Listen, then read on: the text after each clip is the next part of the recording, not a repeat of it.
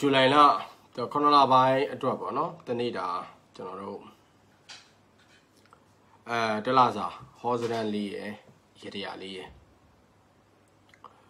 ်ဟောကြမယ်အဲ့တော့ကျွန်တော်တို့ဒီ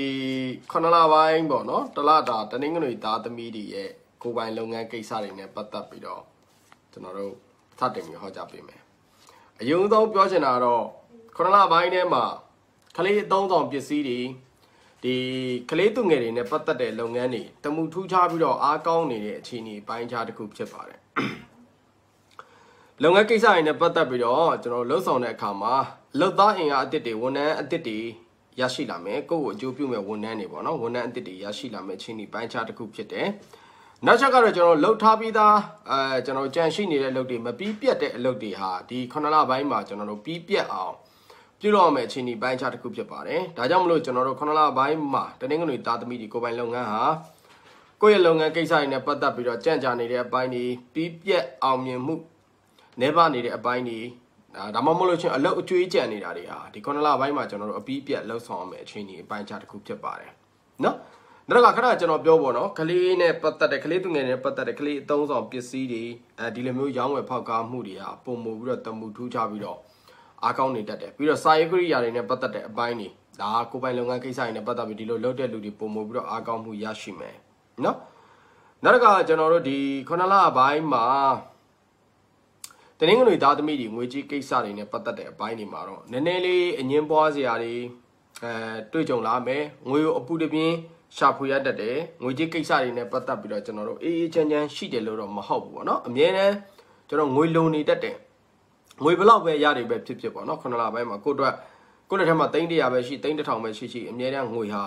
ကိုယ့်လက်ထက်မှာလက်ပတ်စီးဆင်းမှုအမြဲတမ်းရှိနေတဲ့အတွက်ကြောင့်မလို့စုဖို့စောင်းဖို့တော့အားနည်းတယ်ပေါ့နော်ဒါကြောင့်မလို့ငွေအဝင်ထွက်နဲ့ပတ်သက်ပြီးတော့မျှတမှုနည်းပါပါတယ်ကိုကရှာရင်ရှာတလောက်ငွေပြန်ကုန်သွားတတ်တယ်ဒါကြောင့်မလို့ကျွန်တော်တို့ငွေကြေးကိစ္စတွေနဲ့ပတ်သက်လာရင်စုဆောင်းမှုအတွက်အားနည်းနေတဲ့အခြေအနေပိုင်းခြားတစ်ခုဖြစ်တယ်ကျမရဲ့ကိစ္စတွေနဲ့ပတ်သက်တဲ့ပိုင်းမှာတော့ကျွန်တော်အပူလောင်တာမျိုးတွေနောက်တစ်ခါအပူဟတ်တာမျိုးတွေတွေ့ကြုံလာမယ့်အခြေအနေပိုင်းခြားတစ်ခုဖြစ်တယ်1 byte ပိုင်းနဲ့ပတ်သက်ပြီးတော့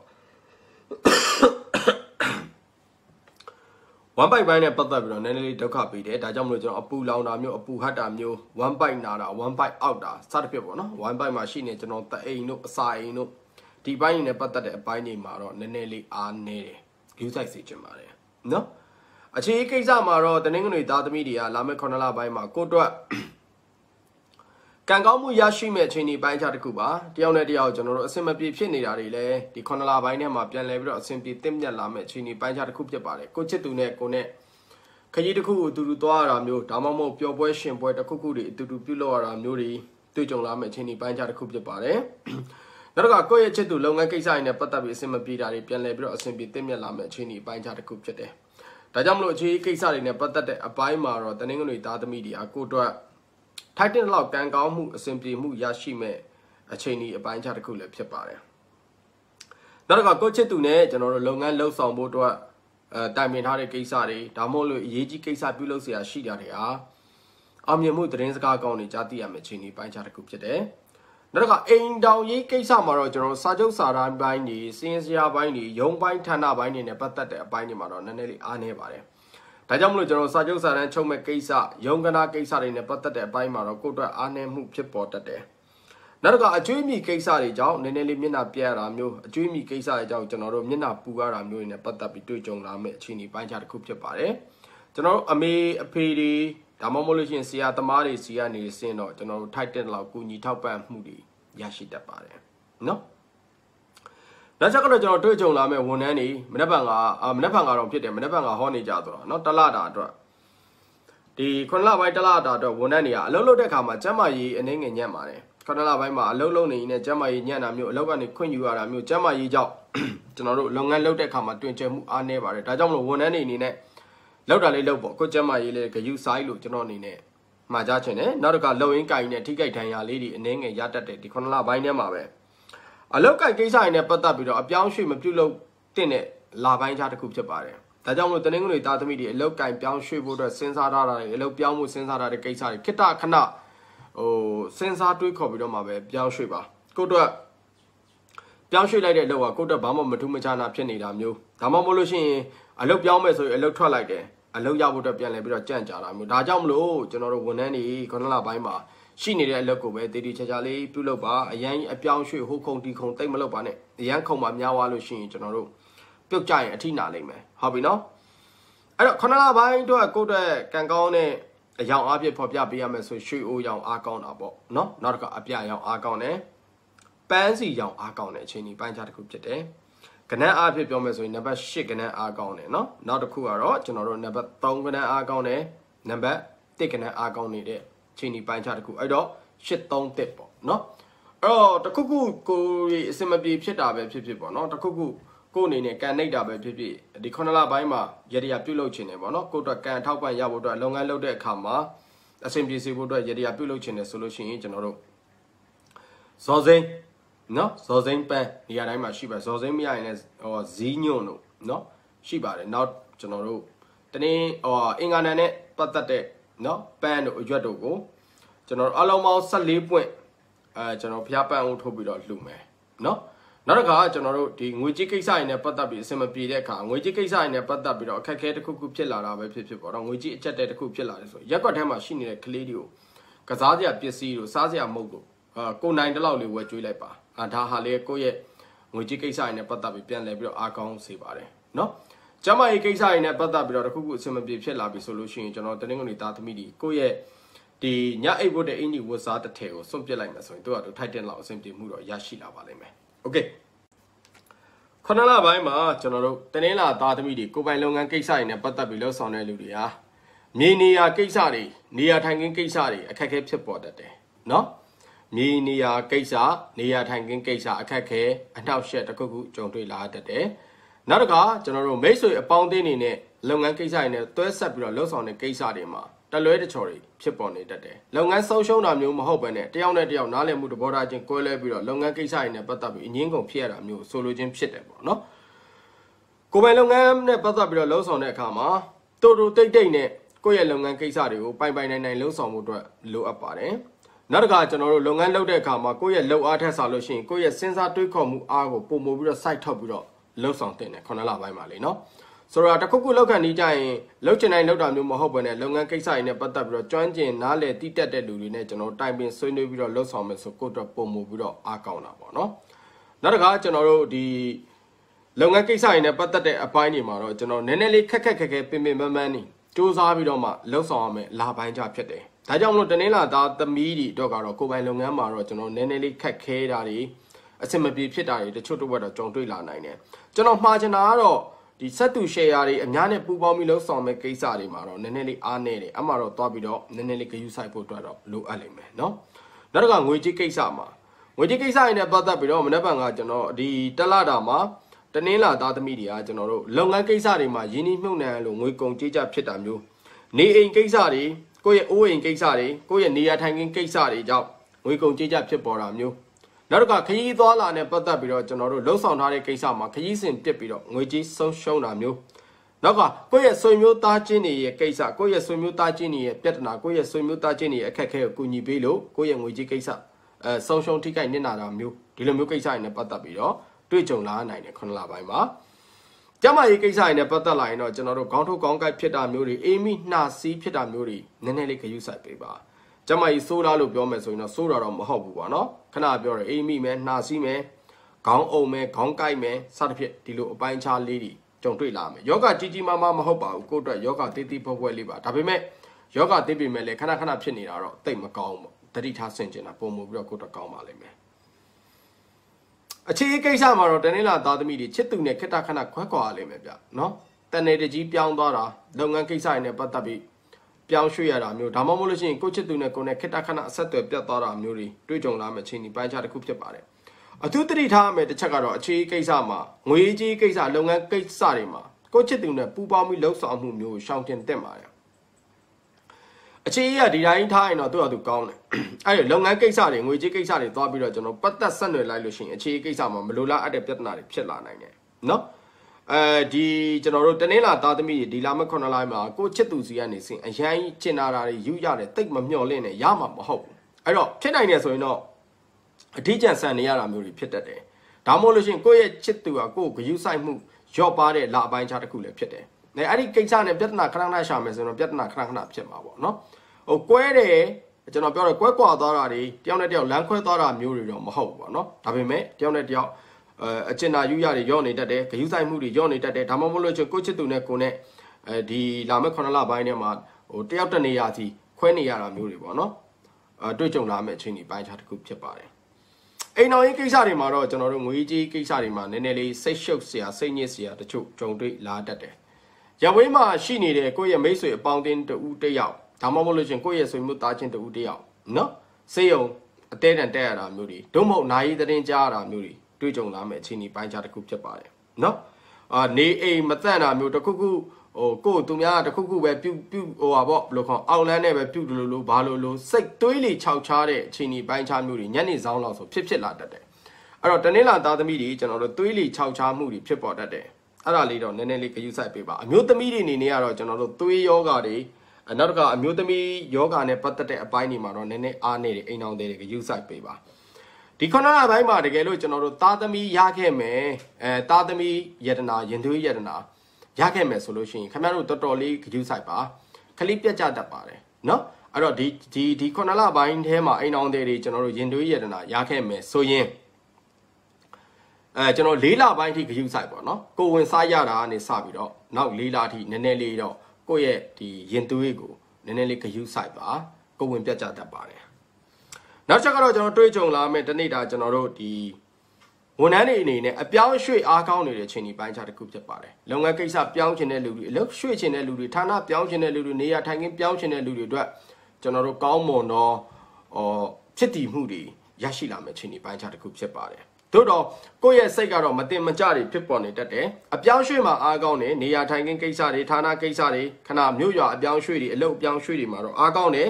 တို့တော့ကိုယ့်ရဲ့စိတ်ကနေစဉ်ပြောင်းရင်ကောင်းလားမပြောင်းရင်ကောင်းလားဒီလိုမတင်မကြတွေဖြစ်ပေါ်တတ်တယ်နောက်တစ်ခါမဖြစ်နိုင်မှန်းသိတဲ့အရာကိုပဲမျှော်လင့်နေတာမျိုးတွေနဲ့အချိန်ကုန်သွားတတ်တယ်အဲ့တော့ဝန်ထမ်းတွေကိုယ့်အတွက်ဖြစ်တင်ဖြစ်တိုက်လှုပ်တင်လှုပ်ထိုက်တဲ့အလုပ်ကိုဦးစားပေးပြီးလှုပ်ဆောင်ပါမဖြစ်နိုင်တဲ့မျှော်လင့်ချက်တွေမဖြစ်နိုင်တဲ့အရာတွေကိုကျွန်တော်တွေးတောပြီးတော့စောင့်ဆိုင်နေတာဟာကိုယ့်အတွက်အချိန်တွေအလားတက်ကုန်ဆုံးစေတယ်ဒါကြောင့်မလို့ဝန်ထမ်းတွေအနေနဲ့ကျွန်တော်အနေနဲ့ပြောတာစိတ်ကိုyes ဆို yes no ဆို no တိတိကျကျပိုင်းဖြားပြီးတော့လှုပ်တင်လှုပ်ထိုက်တာကိုလှုပ်ပါအရန်ကြီးမဖြစ်နိုင်တာကြီးကိုမျှော်လင့်နှုံအားကြီးသွားရင်ကိုယ့်အတွက်တလတာမှာဘာမှအောင်မြင်မှုမရရှိပဲဖြစ်လာနိုင်မယ်အဲ့တော့ဒီလုံမကောင်းနောက်လို့ပြောင်းမယ်ဆိုရင်လည်းရဲရဲတင်းတင်းပြောင်းပလိုက်ဒီလုံမှာဆက်လုပ်မယ်ဆိုရင်လည်းဒီလုံမှာတိတိကျကျလေးလှုပ်ဆောင်ပါเนาะကျွန်တော်ပြောချင်တဲ့အဓိပ္ပာယ်ကဘယ်လိုပြောမလဲစိတ်နှစ်ခွနဲ့လှုပ်တဲ့ကိစ္စတွေတိတ်အဆင်မပြေဘူးအဲ့တစ်ချက်ကိုတော့ကျွန်တော်နည်းနည်းလေးသတိပေးခြင်းတယ်เนาะဒါကကျွန်တော်တို့ဒီကြုံတွေ့လာမဲ့တနေ့တာဒီတလတာပေါ့နော်တနင်္လာသားသမီးတွေအကျိုးပေးနေတဲ့အယောင်အားဖြင့်ပြောမယ်ဆိုရင်ခရမ်းရောင်အားကောင်းတယ်လိမ်မော်ရောင်အားကောင်းတယ်အစိမ်းရောင်အားကောင်းတယ်အကျိုးပေးနေတဲ့ကဏ္ဍအားဖြင့်ပြောမယ်ဆိုရင်နံပါတ်3မြကဏ္ဍအားကောင်းတယ်နံပါတ်4ကဏ္ဍအားကောင်းတယ်နံပါတ်6ကဏ္ဍအားကောင်းနေတဲ့ချိန်ဒီပိုင်းခြားတစ်ခုဖြစ်တယ်အဲ့တော့တနင်္လာသားသမီးတွေကျွန်တော်တို့ဒီကိုယ့်ရဲ့လုပ်ငန်းကိစ္စတွေကိုယ့်ရဲ့ကံတရားကောင်းမွန်ဖို့အတွက်ဆိုလို့ရှိရင်ဆုံးခံကြွတဲ့ဘုန်းကြီးကိုကျွန်တော်တို့စေးပစ္စည်းလှူဒန်းပေးရမယ်နော်ဆုံးခံကြွတဲ့ဘုန်းကြီးကိုစေးပစ္စည်းပေါ့စေးပစ္စည်းဆိုဘာစေးပစ္စည်းပဲဖြစ်အင်္ဂလိပ်စေးပဲဖြစ်ဗမာစေးပဲဖြစ်ပေါ့နော်ကျွန်တော်တို့ကိုယ့်ရဲ့ကံအထောက်ပံ့လေးရဖို့အတွက်ပေါ့နော်ဆုံးခံကြွတဲ့ဘုန်းကြီးမှရဘုန်းကြီးကြောင့်သွားမလို့နဲ့ဆုံးခံကြွတဲ့ဘုန်းကြီးကိုတွေ့အောင်ရှာကိုယ့်ကပယုတ်စီပဲလှူဘိုင်ယိုကျက်စိတ်ပဲလှူချင်တာလှူပေါ့နော်အဲ့တော့စေးပစ္စည်းလှူဒန်းပေးရမယ်တကယ်လို့များငွေကြေးကိစ္စတွေနဲ့ပတ်သက်ပြီးတော့ကျွန်တော်တခုခုအစင်မပြေဖြစ်နေတာငွေကြေးကိစ္စခက်ခဲနေတယ်ဆိုလို့ရှိရင်ကျွန်တော်ပြပြမယ်9စာကြီးကြွေးကြည့်ပါနော်9စာကြွေးကြည့်ပါငွေကြေးကိစ္စတွေနဲ့ပတ်သက်ပြီးခက်ခဲတဲ့အခါပေါ့နော်နောက်တစ်ခါကျွန်တော်ကျမ်းမာရေးကိစ္စတွေနဲ့ပတ်သက်ပြီးအစင်မပြေဖြစ်တဲ့အခါမှာကိုယ့်ရဲ့မွေးနေ့နော်ကိုယ့်ရဲ့မွေးနေ့ဆိုတော့အခုတနင်္လာဆိုတနင်္လာနေ့တိုင်းမြတ်စွာဘုရားကိုစီမီ9တိုင်းလှူပြီးတော့ကိုယ့်ရဲ့ကျမ်းမာရေးအတွက်ဆုတောင်းပေးပါဒီ9လပိုင်းအတွက်ပေါ့နော်အင်္ဂါသားသမီးတွေကျွန်တော်တို့9လပိုင်းမှာလုပ်ငန်းလုပ်တဲ့အခါမှာသတိဝရိယကြီးစွာအလုပ်လုပ်ပါနော်လုပ်ငန်းကိစ္စမှာကျွန်တော်တို့ဒီဘယ်လိုခေါ်မလဲဆိုတော့အလုပ်လုပ်တဲ့အခါမှာအင်္ဂါသားသမီးတွေသတိဝရိယကြီးစွာအလုပ်လုပ်ပါဘာလဲဆိုတော့လုပ်ငန်းကိစ္စတွေနဲ့ပတ်သက်ပြီးတော့ထိခိုက်နစ်နာမှုတွေဆုံးရှုံးမှုတွေများတယ်ဗျာအင်္ဂါသားသမီးတွေကိုယ့်အတွက်ကံကောင်းနေတဲ့လာတလာတော့မဟုတ်ဘူးလုပ်ငန်းကိစ္စတွေမှာအလွဲမားတွေအလွဲချော်တွေခဏပြုလုပ်မိမယ်ဒါကြောင့်မလို့လုပ်ငန်းကိစ္စတွေနဲ့ပတ်သက်ပြီးမလောပါနဲ့နော်အင်္ဂါသားသမီးတွေစိတ်ဆန္ဒလောပြီးတော့လှုပ်ဆောင်တဲ့ကိစ္စတွေမှာကိုယ့်အတွက် ပြဿနာတွေပဲကြံရင်ခဲ့မဲ့အချိန်ဒီပိုင်းခြားတစ်ခုဖြစ်ပါတယ်နောက်တစ်ခါလုပ်ငန်းအသစ်တွေမှာယင်းနှိမ့်နှံမဲ့ကုန်ပစ္စည်းတွေနဲ့ပတ်သက်ပြီးဝယ်တဲ့အပိုင်းတွေမှာကျွန်တော်အနေနဲ့ကတော့နည်းနည်းလေးဂရုစိုက်ပါဘာဖြစ်လို့လဲဆိုတော့ကုန်ပစ္စည်းဝယ်ထားတဲ့ပစ္စည်းတွေရောင်းမထွက်ဘဲနဲ့ငွေအောင်းသွားတာမျိုးတွေလုပ်ငန်းလည်ပတ်ဖို့အတွက်ငွေကြီးအကျက်တဲတစ်ခုခုဖြစ်သွားတာမျိုးတွေဖြစ်တတ်တယ်ဒါကြောင့်မလို့ကျွန်တော်အင်္ဂါသားသမီးတွေအလုပ်လုပ်တဲ့အခါမှာအတက်နိုင်ဆုံးကိုယ့်ရဲ့ငွေကိုတိတ်မထုတ်ပါနဲ့ဆိုတော့ပစ္စည်းဝယ်မယ်လုပ်ငန်းရင်းနှီးမြှုပ်နှံမယ်ဒါမှမဟုတ်လုပ်ငန်းနဲ့သက်ဆိုင်တဲ့တခြားသောရင်းနှီးမြှုပ်နှံမှုတွေပြုလုပ်မယ်ဆိုလို့ရှိရင်ကိုယ်မှာရှိနေတဲ့ငွေလက်ကျန်နဲ့ချိန်ဆပြီးတော့မှအလုပ်လုပ်ပါအရေးအကြောင်းရဆိုငွေရှာလို့မရဘဲနဲ့ကျွန်တော်တို့လုပ်ငန်းကိစ္စတွေနဲ့ပတ်သက်တဲ့အပိုင်းတွေမှာငွေတွေအကျွေးမြီတွေတင်သွားတတ်တယ်နော်ဒါကြောင့်မလို့လုပ်ငန်းတစ်တိုးချဲ့တဲ့အပိုင်းတွေမှာနည်းနည်းလေးစဉ်းစားပါကိုယ်မှာရှိနေတဲ့ငွေကြေးနဲ့ကျွန်တော်တို့ချိန်ဆပြီးတော့မှလှုပ်ဆောင်ပါကုန်ပစ္စည်းတွေနဲ့ပတ်သက်ပြီးဝယ်လှောင်တဲ့အခါကုန်ပစ္စည်းကုသန်းရောင်းဝယ်တဲ့အခါမှာကိုဝယ်လိုက်တဲ့ကုန်ပစ္စည်းရောင်းမထွက်ဘဲနဲ့ကိုယ်မှာပိုက်မိတာမျိုးတွေဖြစ်တတ်တယ်အဲ့ဒီအပိုင်းလေးမှာတော့ကျွန်တော်တို့အင်္ဂါသားသမီးတွေဂရုစိုက်ဖို့အတွက်တော့လိုအပ်တယ်နော်နောက်တစ်ချက်ကတော့ကျွန်တော်အင်္ဂါသားသမီးတွေငွေကြေးကိစ္စတွေနဲ့ပတ်သက်ပြီးတော့ဟောကြားပေးချင်ပါတယ်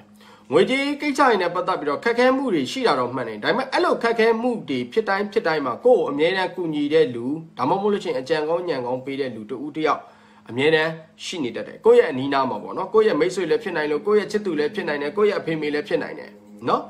်နောက်တစ်ခါငွေကြေးကိစ္စတွေနဲ့ပတ်သက်ပြီးတော့ကျွန်တော်တို့အမွေကိစ္စမိသားစုကိစ္စတွေနဲ့ပတ်သက်တဲ့အပိုင်းတွေမှာအားကောင်းနေတယ်ဒါကြောင့်မလို့ကျွန်တော်အမွေရစရာရှိတာတွေဒါမှမဟုတ်လို့ရှိရင်မိဘအနေနဲ့စင်ကိုယ်ငွေကြေးကိစ္စတွေနဲ့ပတ်သက်ပြီးတော့ထောက်ပံ့ပေးတာတွေဒါမှမဟုတ်ကိုယ်ကူညီပေးတာတွေကိုယ့်ရဲ့မိဘကိုယ့်ရဲ့ဆရာသမားနဲ့ပတ်သက်ဆက်နွယ်ပြီးတော့လှုပ်ဆောင်တဲ့အလုပ်တွေမှာကိုယ့်အတွက်အကျိုးမြတ်ရပြီးတော့ငွေကြေးကိစ္စကျွန်တော်တို့အမျက်ဆုံးတွေရတာတွေတွေ့ကြုံလာမယ့်အခြေအနေပိုင်းခြားတစ်ခုဖြစ်ပါတယ်ဒါကြောင့်မလို့မနေ့ကကနေစပြီးတော့ဗောနော်ကျွန်တော်ဒီ9လပိုင်း1လတာလောက်မှာငွေကြေးကိစ္စတွေနဲ့ပတ်သက်တဲ့အပိုင်းတွေမှာကိုယ့်ရဲ့ဒီလူကြီးမိဘတွေနဲ့အငြင်းတန်းတိုင်ပင်ဆွေးနွေးပြီးတော့ငွေကြေးကိစ္စကိုကျွန်တော်ချိန်တွယ်ပြီးတော့လှုပ်ဆောင်တာကိုယ့်အတွက်ပုံမှုပြီးတော့ငွေဆုံးရှုံးနေတာမှုနည်းမယ်လို့ကျွန်တော်အနေနဲ့အသုံးသပ်ပြီးတော့ဟောကြားပေးချင်ပါတယ်ကျမရဲ့ကိစ္စအပိုင်းမှာတော့ကျွန်တော်တို့ဒီဖြစ်ထားပြီးသားယောဂအဟောင်းတွေပြန်လည်ပြီးတော့ဖြစ်တတ်တယ်ဆိုတော့အရင်လတွေတော့ဖြစ်ခဲ့တဲ့ယောဂတွေအရင်လတော့နေထိုင်မကောင်းဖြစ်ရင်ဒီလာမဲ့9လပိုင်းလဲနေထိုင်မကောင်းဖြစ်တာမျိုးပေါ့နော်ဆိုလိုချင်တာယောဂအဟောင်းယောဂအခန့်ပြန်ဖောက်တတ်တယ်တာမန်ယောဂမရှိတဲ့လူအရင်လတော့ကျန်းကျန်းမာမာနေခဲ့တဲ့လူတွေတော့ကတော့ဘာမှမဖြစ်ဘူးကို့မှာယောဂအဟောင်းရှိမဲ့ယောဂအခန့်ရှိမဲ့ဆိုတော့နည်းနည်းလေးဂရုစိုက်ပါဆင်ကျင်ပေးပါလို့ကျွန်တော်အနေနဲ့ဟောကြားပေးချင်တယ်နောက်တစ်ခါကျွန်တော်တို့အင်္ဂါသားသမီးတွေအခြေကိစ္စမှာတော့အမတန်ကန်ဆိုးနေတဲ့အခြေအနေပိုင်းခြားတစ်ခုဖြစ်ပါတယ်အခြေကိစ္စမှာချစ်သူနဲ့လမ်းခွဲရတာမျိုးဒါမှမဟုတ်လို့ရှိရင်ပြဿနာမကြခဏဆိုလို့တက်တာမျိုးတွေဟာဒီ9လပိုင်းမှာအင်္ဂါသားသမီးတွေတွေ့ကြုံလာမယ့်အခြေအနေပိုင်းခြားတစ်ခုဖြစ်ပါတယ်ချစ်သူကကိုယ်ရန်လိုနေတာမျိုးဒါမှမဟုတ်လို့ရှိရင်ချစ်သူကကိုယ်လမ်းခွဲဖို့အတွက်ဘယ်လိုကောင်းမလဲအကြောင်းရှာနေတာမျိုးတွေနဲ့ပတ်သက်ပြီးတော့အင်္ဂါသားသမီးတွေတွေ့ကြုံလာမယ်အခြေရေးဟာအင်္ဂါသားသမီးတွေအတွက်အရန်ပြည့်စုံနေတဲ့လတလတော့မဟုတ်ဘူးဒါကြောင့်မလို့အင်္ဂါသားသမီးတွေနောက်ထပ်ချစ်သူအတစ်ထပ်ထားမယ်ချစ်သူရှိနေတဲ့လူရောချစ်သူမရှိတဲ့လူရောနည်းနည်းလေးတော့ဂရုစိုက်နော်အခြေကိစ္စဟာကိုယ့်အတွက်ဒီ9လပိုင်းမှာအင်္ဂါသားသမီးတွေအတွက်ညံ့နေတယ်လက်ရှိနေတဲ့ relationship တွေလက်ရှိနေတဲ့ချစ်သူတွေလည်းရန်ခဏဖြစ်တတ်တယ်အကြောင်းတရားမတိုက်ဆိုင်ဘူးဆိုနှစ်ယောက်သားဝေကွဲသွားတဲ့အထိဒါမှမဟုတ်လို့ရှိရင်လမ်းခွဲသွားတဲ့အထိဖြစ်ပေါ်လာနိုင်တယ်နောက်တစ်ချက်ကတော့ရည်စားထားမဲ့လူတွေကိုယ့်ကိုအပျော်အပြက်ရည်စားထားတာမျိုးပဲဖြစ်လိမ့်မယ်ဆိုတော့ဒီ9လပိုင်းမှာထားတဲ့ရည်စားကိုယ့်အတွက်အမြဲတမ်းဘယ်လိုခေါ်ဘဝလက်တွဲပေါ်တော့ဖြစ်ဖို့အတွက်တော့အားနည်းတယ်ပေါ့နော်လုံးဝမဖြစ်ဘူးလို့တော့မဆိုလို့ပါဘူးဒါပေမဲ့အပျော်အပြက်သမီးစားတွေလောက်ပဲဖြစ်လိမ့်မယ်လို့ကျွန်တော်အနေနဲ့သုံးသပ်ပြီးတော့ဟောကြားပေးခြင်းဒါကတော့ကိုကတော့အပျော်ပြက်ကြိုက်တယ်ဆိုရင်တော့ထားပါဗျာကိုကတော့အပျော်ပြက်မကြိုက်ဘူးအတီးတကျထားမယ်ဆိုရင်တော့9လပိုင်းမှာနည်းနည်းလေးတော့စဉ်းစားပြီးတော့မှထားနော်အခုတွေ့အခုကြိုက်အခုဖြည့်ပေးတဲ့အလုပ်ကိုမလုပ်နဲ့တေးချာသုံးသက်လေးလာပြီးတော့မှပဲအဖြည့်ပေးပါမျိုးသမီးတွေယောက်ျားလေးတွေဆိုလည်းဒီတိုင်းပါပဲနော်နောက်တစ်ခါကျတော့အိမ်တော်ရေးကိစ္စတွေနဲ့ပတ်သက်ပြီးတော့ကျွန်တော်တို့အိမ်ပြင်အိမ်ဆောက်အားကောင်းတယ်အဲ့တော့ကျွန်တော်တို့အိမ်ပြင်ချင်တဲ့လူတွေအိမ်ဆောက်ချင်တဲ့လူတွေနောက်တစ်ခါနေအိမ်ကိစ္စတွေနဲ့ပတ်သက်ပြီးခက်ခဲနေတဲ့လူတွေ9လပိုင်းမှာအဆင်ပြေမှုရရှိမဲ့ချိန်ဒီပိုင်းခြားတစ်ခုဖြစ်ပါတယ်အဲ့တော့အိမ်တော်တွေအနေနဲ့9လပိုင်းမှာလုပ်ငန်းကိစ္စတွေနဲ့ပတ်သက်ပြီးတော့အားကောင်းပါတယ်เนาะအဲ့တော့လုပ်ငန်းကိစ္စတွေနဲ့ပတ်သက်ပြီးတော့အဆင်မပြေဖြစ်နေတဲ့အိမ်တော်တွေနောက်တော့အိမ်ဆောက်နေရေးငွေကြီးစသဖြင့်ဒီလိုမျိုးအခက်အခဲဖြစ်နေတဲ့လူတွေက9လပိုင်းမှာထိုက်တဲ့လောက်တည်လည်မှုရရှိလာမယ့်အခြေအနေပိုင်းခြားတစ်ခုဖြစ်ပါတယ်เนาะအလုတ်လက်မဲ့ဖြစ်နေတဲ့အိမ်သူအိမ်သားတွေကိုယ့်အိမ်မှာရှိနေတဲ့အလုတ်လက်မဲ့ဖြစ်နေတဲ့လူဝင်ကျွန်တော်တို့အလုပ်ငန်းရရှိသွားနိုင်တဲ့အခြေအနေပိုင်းခြားတစ်ခုဖြစ်ပါတယ်နောက်ချက်ကတော့မနေ့ကဒီ9လပိုင်းမှာကျွန်တော်အင်္ဂါသားသမီးတွေခဏအိမ်အောင်တွေကကျွန်တော်အလုပ်ကန်ကိစ္စနဲ့ပတ်သက်ပြီးတော့လည်းအားကောင်းတယ်ငွေကြေးကိစ္စနဲ့ပတ်သက်ပြီးတော့လည်းအားကောင်းတယ်ဒုပင်မဲ့9လပိုင်း1လလုံးဟာလူပင်ပန်းစိတ်ပင်ပန်းနဲ့ဖြတ်တန်းရမယ်လာဖြစ်ပါတယ်ဆိုလိုတာ ထိုက်တဲ့လောက်ပြဿနာအရှုပ်ရှင်းနေတော့ပြေလည်သွားမယ်ဒါပေမဲ့လူပင်ပန်းချင်းစိတ်ပင်ပန်းချင်းကတော့ looking အောင်မှာမဟုတ်သေးဘူးလို့သုံးသပ်ပြီးတော့ဟောကြားပေးချင်တယ်အင်္ဂါသားသမီးတွေကျွန်တော်တို့ဝန်ထမ်းကိစ္စတွေနဲ့ပတ်သက်တဲ့အပိုင်းဟောကြားပေးချင်ပါတယ်ဝန်ထမ်းတွေအတွက်အားကောင်းနေတဲ့အခြေအနေပိုင်းခြားတစ်ခုဖြစ်ပါတယ်ယာဒူးတိုးတာတွေနော်ဒါမှမဟုတ်လို့ရှိရင်လစာတိုးတာတွေဒီ9လပိုင်းမှာကြားသိရမယ့်အခြေအနေအပိုင်းခြားတစ်ခုဖြစ်ပါတယ်အထက်လူကြီးတွေနဲ့အစင်မပြေဖြစ်နေတဲ့လူတွေအထက်လူကြီးတွေနဲ့ပြန်လည်ပြီးတော့အစင်ပြေတက်မြတ်လာမယ်လုပ်ငန်းမရှိတဲ့လူတွေအလုပ်ရှာနေတဲ့လူတွေအတွက်လည်းလောက်ကင်ခွင့်လန်းတစ်တွေရရှိလာမယ်ဒါကြောင့်မလို့ကျွန်တော်တို့ဝန်ထမ်းတွေအတွက်ကတော့အင်္ဂါသားသမီးတွေအတွက်ကအမတန်အားကောင်းနေတဲ့ခြေနေပိုင်းခြားတစ်ခုဖြစ်ပါတယ်လုပ်ငန်းကိစ္စမှာနာမည်ကုန်သတင်းကြော်စောမှုတွေနောက်ခဏပြောတဲ့ယာဒူးဒါမှမဟုတ်လို့ရှိရင်လစာတိုးတာတွေကျွန်တော်ကြားသိရမယ့်ခြေနေပိုင်းခြားတစ်ခုဖြစ်ပါတယ်အဲ့တော့ကျွန်တော်အင်္ဂါသားသမီးတွေကျွန်တော်တွေ့ကြုံလာမဲ့တလတာကိုယ့်ရဲ့အကျိုးပေးနေတဲ့အကြောင်းအဖြစ်ပြောမယ်ဆိုအသားရောင်ပေါ့နော်အသားရောင်အားကောင်းနေတယ်နောက်တစ်ခါကျွန်တော်တနက်ခါရောင်အားကောင်းနေတဲ့အခြေအနေပိုင်းခြားတစ်ခုဖြစ်တယ်အစိမ့်ပုတ်ရောင်အားကောင်းနေတဲ့အခြေအနေပိုင်းခြားတစ်ခုဖြစ်တယ်ကဏ္ဍအဖြစ်ပြောမယ်ဆိုလို့ရှိရင်ကျွန်တော်နံပါတ်3ကဏ္ဍနံပါတ်1ကဏ္ဍနံပါတ်2ကဏ္ဍအဲ့တော့အစင်လိုက်ပေါ့ဗျာ1 2 3ပေါ့နော်အဲ့တော့ကျွန်တော်အင်္ဂါသားသမီးတွေကျွန်တော်တို့ဒီကိုယ့်ရဲ့ကံအထောက်ပံ့တစ်ခုခုရစေဖို့အတွက်ပေါ့နော်ကိုယ့်ရဲ့ကံအထောက်ပံ့ဒီ9လပိုင်းမှာတစ်ခုရစေဖို့အတွက်ရည်ရည်ပြုလုပ်ခြင်းနဲ့ဆိုလို့ရှိရင်ကျွန်တော်တို့ကိုယ့်ရဲ့မွေးနေ့ဖြစ်တဲ့ကျွန်တော်အင်္ဂါနေ့မှာကျွန်တော်တို့ဒီဟိုပါပေါ့9တက်စိတ်လှုပ်ပေးပါနော်ကိုယ့်ရဲ့မွေးနေ့ဖြစ်တဲ့ဒီအင်္ဂါနေ့မှာ9တက်စိတ်လှုပ်ပေးပါနောက်တစ်ခါကျွန်တော်တက်ကြီးရွယ်အိုတွေကိုကျွန်တော်တို့အစားတောက်လှူဒန်းပေးပါဟုတ်ပြီနော်ငွေကြေးကိစ္စတွေနဲ့ပတ်သက်ပြီးတော့တခုခုအစင်မပြေဖြစ်တာပဲဖြစ်ပေါ့နော်ငွေကြေးခက်ခဲလာတာပဲဖြစ်ငွေကြေးကိစ္စနဲ့ပတ်သက်ပြီးကြက်တဲလာတယ်ဖြစ်ရရပြုလုပ်ခြင်းနဲ့ဆိုရင်တော့ကိုယ့်ရဲ့နေအိမ်ဖျားဆောင်တန်ရှင်းရေးလုပ်တာမျိုးဒါမှမဟုတ်လို့ရှိရင်ကျွန်တော်တို့ဖျားစေတီပထိုးတွေမှာပေါ့နော်ကျွန်တော်ဖျားစေတီပထိုးတွေမှာသွားပြီးတော့တန်ရှင်းရေးလုပ်တာမျိုးတပြက်စီးလဲတာမျိုးပြုလုပ်ပေးရမယ်ကျမရေးမကောင်းဆိုကိုယ့်ရဲ့နေတင့်နန်တင့်ဆိုတော့ကျွန်တော်အင်္ဂါသားဆိုတော့ကျွန်တော်ဇီးသားတို့ညောင်ရွက်တို့ရပါတယ်နော်အဲ့ဒါကိုကိုယ့်ရဲ့ချင်းရောက်မှာထားအိပ်ပြီးမနေ့ကျရင်ကိုယ့်ရဲ့ယောဂနဲ့ပတ်သက်ပြီးဖြစ်ပေါ်နေတဲ့အရာတွေအကုန်လုံးပြောပြီးတော့စုပ်ပစ်ပေးလိုက်ပါနော်ဘောဓုသားသမီးကျွန်တော်တို့ယာဟုသားသမီးတွေကိုယ်ပိုင်လုပ်ငန်းနဲ့ပတ်သက်ပြီးလှုပ်ဆောင်နေတဲ့လူတွေဟာလူမျိုးခြားတွေနဲ့ပူးပေါင်းပြီးလှုပ်ဆောင်တဲ့ကိစ္စအားကောင်းပါတယ်နိုင်ငံရဲ့ခြားတွေနဲ့ကျွန်တော်ကုံတွယ်တာမျိုးနိုင်ငံရဲ့ခြားတွေနဲ့ပတ်သက်ပြီးတော့လှုပ်ဆောင်ရမယ့်လုပ်ငန်းတွေအားကောင်းနေတဲ့အခြေအနေပိုင်းခြားတစ်ခုဖြစ်ပါတယ်လုပ်ငန်းကိစ္စတွေနဲ့ပတ်သက်ပြီးအစပြိုးဖို့အတွက်လုပ်ငန်းလုပ်ဖို့အတွက်ကြံစီနေတဲ့အရာတွေထမြောက်အောင်မြင်မှုဖြစ်မယ်အခုမှလုပ်ငန်းစလုပ်တဲ့လူတွေအတွက်ကလည်းကျွန်တော်တို့လုပ်ငန်းကိစ္စတွေနဲ့ပတ်သက်ပြီးအဆင်ပြေမှုရရှိမဲ့အခြေအနေပိုင်းခြားတစ်ခုဖြစ်တယ်အထူးမှကျင်တာတော့ကျွန်တော်ဗုဒ္ဓဟူသားသမီးယာဟုသားသမီးတွေဟာလုပ်ငန်းကိစ္စနဲ့မိသားစုကိစ္စနဲ့လုပ်ငန်းကိစ္စနဲ့အချစ်ကိစ္စနဲ့ကျွန်တော်တို့ရောထွေးပြီးတော့လှုပ်ဆောင်တာမျိုးတော့ရှောင်ကျဉ်ပေးပါလုပ်ငန်းလုပ်နေတဲ့အခါမှာကိုယ့်ရဲ့ကိုယ်ကိစ္စတွေအတက်နိုင်ဆုံးရှော့ပါနော်ဒါမှဒါလျင်လုပ်ငန်းကိစ္စနဲ့ပတ်သက်ပြီးခဏကျွန်တော်ပြောတဲ့အောင်မြင်မှုအဆင်ပြေမှုရရှိမယ်အဲ့တော့လုပ်ငန်းကတစ်ဖက်ကိုယ်တစ်ဖက်အိမ်တွင်းရေးကိစ္စတစ်ဖက်ဆိုရင်တော့ခဏကျွန်တော်ပြောတဲ့အောင်မြင်မှုရရှိမှာမဟုတ်ပါဘူးနောက်တစ်ခါကျွန်တော်တို့ဒီဗုဒ္ဓဟူသားသမီးယာဟုသားသမီးတွေမှာကုံတယ်ပွဲသားလုပ်နေတဲ့လူတွေကုံရောင်းကုံဝယ်ဆိုတာကျွန်တော်တို့တနေရကုံကိုကျွန်တော်တို့ဝယ်တယ်နောက်တနေရပြန်ရောင်းတယ်ကုံတယ်လိုမျိုးပေါ့နော်အဲ့လိုမျိုးလူတွေပုံမို့ပြီးတော့အကျိုးပေးမှုအားကောင်းတယ်ပွဲစားတွေအတွက်ကျွန်တော်တို့ပွဲဦးမတဲ့ပါဘူးဆိုတော့လူတွေလာမဲ့ဒီ9လပိုင်းမှာပွဲတဲ့ကိုတင်မယ်ဟိုကားပွဲစားအဖြစ်အိမ်ပွဲစားအဖြစ်ခြံပွဲစားပဲဖြစ်မယ်နော်အနည်းဆုံး1 point မဟုတ်2 point တဲ့ကိုတင်မယ်ဟုတ်ပြီနော်နောက်တစ်ခါငွေကြေးကိစ္စတွေနဲ့ပတ်သက်ပြီးတော့လည်းကျွန်တော်တို့ကံကောင်းမှုရရှိနေတဲ့အခြေအနေပိုင်းခြားတစ်ခုဖြစ်ပါတယ်ငွေကြေးကိစ္စတွေနဲ့ပတ်သက်ပြီးတော့လှုပ်ဆောင်တဲ့အခါမှာကျွန်တော်တို့တိတ်ပြီးတော့စိတ်ကူးရင်တာမျိုးစိတ်လေးလံထိုင်းမိုင်းတာမျိုးမပြုတ်လို့ပဲနဲ့လှုပ်ရှားရှိတာကိုကျွန်တော်တို့တေးတေးချာချာပြက်ပြက်သားသားလှုပ်ဆောင်ပါကိုယ့်တက်ကံအားဖြင့်ကောင်းမွန်နေတဲ့အခြေအနေပိုင်းခြားတစ်ခုဖြစ်တယ်ဒါကြောင့်မလို့ကိုယ့်ရဲ့ညံနဲ့ရိယာလေးနည်းနည်းစိုက်ထုတ်မယ်ဆိုငွေကြေးကိစ္စတွေနဲ့ပတ်သက်ပြီးတော့အားကောင်းမဲ့အခြေအနေပိုင်းခြားတစ်ခုဖြစ်ပါတယ်တို့တော့ဒီလာမဲ့9လပိုင်းမှာကိုငွေကြေးကိစ္စနဲ့ပတ်သက်ပြီးတော့ပတ်သက်ဆက်နွယ်ပြီးတော့စကားပြောရတဲ့မိတ်ဆွေအပေါင်းအသင်းတွေလောက်ပေါ်ကင်ဘက်တွေကဂတိစကာ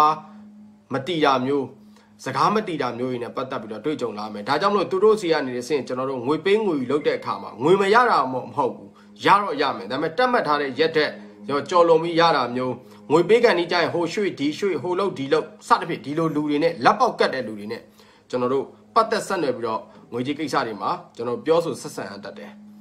ကျမကြီးကိစ္စတွေနဲ့ပတ်သက်လာရင်တော့ကိုယ့်ရဲ့ကျမကြီးအရာတော့ဗုဒ္ဓဟူသားသမီးယာဟုသားသမီးတွေကအကျော်ချင်းဘိုင်းနေနဲ့ပတ်သက်ပြီးတော့အနှဲငယ်အားနေတာကလွဲပြီးတော့ကျန်တာအကုန်လုံးကောင်းမွန်ပါတယ်သို့တော့ကိုယ့်ရဲ့အိမ်သူအိမ်သားအကျမကြီးမကောင်းလို့ကိုယ့်ရဲ့ယောက်ျားကိုယ့်ရဲ့သားသမီးဒါမှမဟုတ်လို့ရှိရင်ကိုယ်နဲ့ပတ်သက်ဆက်နွယ်တဲ့လူတွေကျမကြီးညံ့လို့သူတို့ကိုကူညီပေးရတာမျိုးသူတို့ဆောက်ရှောက်ပေးရတာမျိုးတွေတော့အတွေ့အကြုံလာရနိုင်ပါတယ် ကျွန်တော်တို့ဒီ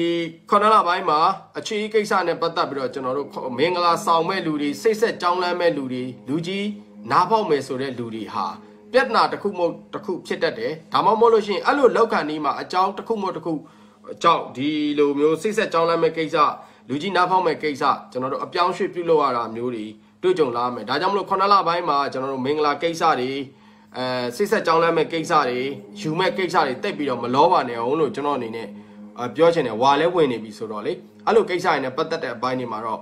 အောင်မြင်မှုနည်းပါပါတယ်နောက်တစ်ခါအိမ်တွင်းရေးကိစ္စတွေလုပ်ငန်းကိစ္စတွေနဲ့ပတ်သက်ပြီးအတက်နိုင်ဆုံးကိုချစ်သူဝင်မပါစေဖို့အတွက်လိုအပ်ပါတယ်ဒီအခြေရေးကိစ္စမှာအိမ်တွင်းရေးကိစ္စလုပ်ငန်းကိစ္စတွေကိုအခြေခံပြီးတော့ကျွန်တော်ပြဿနာဖြစ်တာမျိုးစကားများတာမျိုးဖြစ်ပေါ်တတ်တယ်ပြီးတော့9လပိုင်းမှာကျွန်တော်တစ်ကြိမ်လောက်ပေါ့နော်ကိုချစ်သူနဲ့ကိုနဲ့ကျွန်တော်တို့3ရက်4ရက်လောက်နှစ်ယောက်သားစကားများပြီးတော့မခေါ်မပြောဖြစ်တဲ့အထိဖြစ်သွားနိုင်တယ်ဒါပေမဲ့ပြတ်တာတော့မပြတ်ဘူးပြန်လဲဆက်သွယ်လာလိုက်မယ်အဲ့တော့ကျွန်တော်ပြောချင်တာ9လပိုင်းမှာတကယ်လို့အခြေရေးကိစ္စမှာကိုချစ်သူနဲ့ကိုစကားများတယ်တယောက်နဲ့တယောက်စိတ်ဆိုးစိတ်ကောက်ဖြစ်တယ်မခေါ်မပြောပဲ3-4ရက်ကြာတယ်ဆိုလို့ရှိရင်ဘေးတင်ဆရာစီမှာတွားပြီးတော့ဘေးတင်မမေးနဲ့တော့ခဏလေးစောက်ကြည့်လိုက်3-4ရက်ကြော်တစ်ပတ်မကြော်ကိုပြန်ဆက်သွယ်လာလိုက်မယ်ဟုတ်ပြီနော်အခြေရေးကိစ္စနဲ့ပတ်သက်ပြီးပြောတာ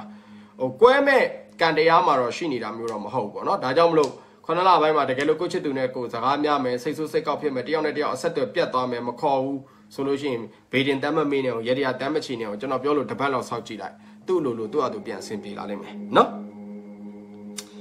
နောက်တစ်ခါကျွန်တော်ဘော်ဒဟူသားသမီးရာဟုသားသမီးကြီးကျွန်တော်တို့ဒီအိမ်တော်ရေးကိစ္စနဲ့ပတ်သက်ပြီးဟောကြားပေးခြင်းပါတယ်အိမ်တော်ရေးကိစ္စမှာကျွန်တော်တို့ဘော်ဒဟူသားသမီးရာဟုသားသမီးတွေကကိုယ့်ရဲ့ကိုရေးကိုတာကိစ္စထက်အများကိုအိမ်လူအိမ်သားတွေရဲ့ကိစ္စတွေလိုက်ပြီးတော့ကိုညီဖြည့်ရှင်းပေးရတတ်တယ်ပေါ့နော်ကိုယ့်ရဲ့ဆွေမျိုးသားချင်းကိစ္စကိုမိဘကိစ္စကိုကိစ္စမဟုတ်ပဲတခြားလူကိစ္စတွေနဲ့အချိန်ကုန်နေရတတ်တယ်တခြားလူကိစ္စတွေကိုအချိန်ပေးနေရတတ်တယ်တခြားလူကိစ္စတွေကြောင့်ခေါင်းနှောက်နေရတာမျိုးဖြစ်တတ်တယ်နောက်တစ်ခါကျွန်တော်တို့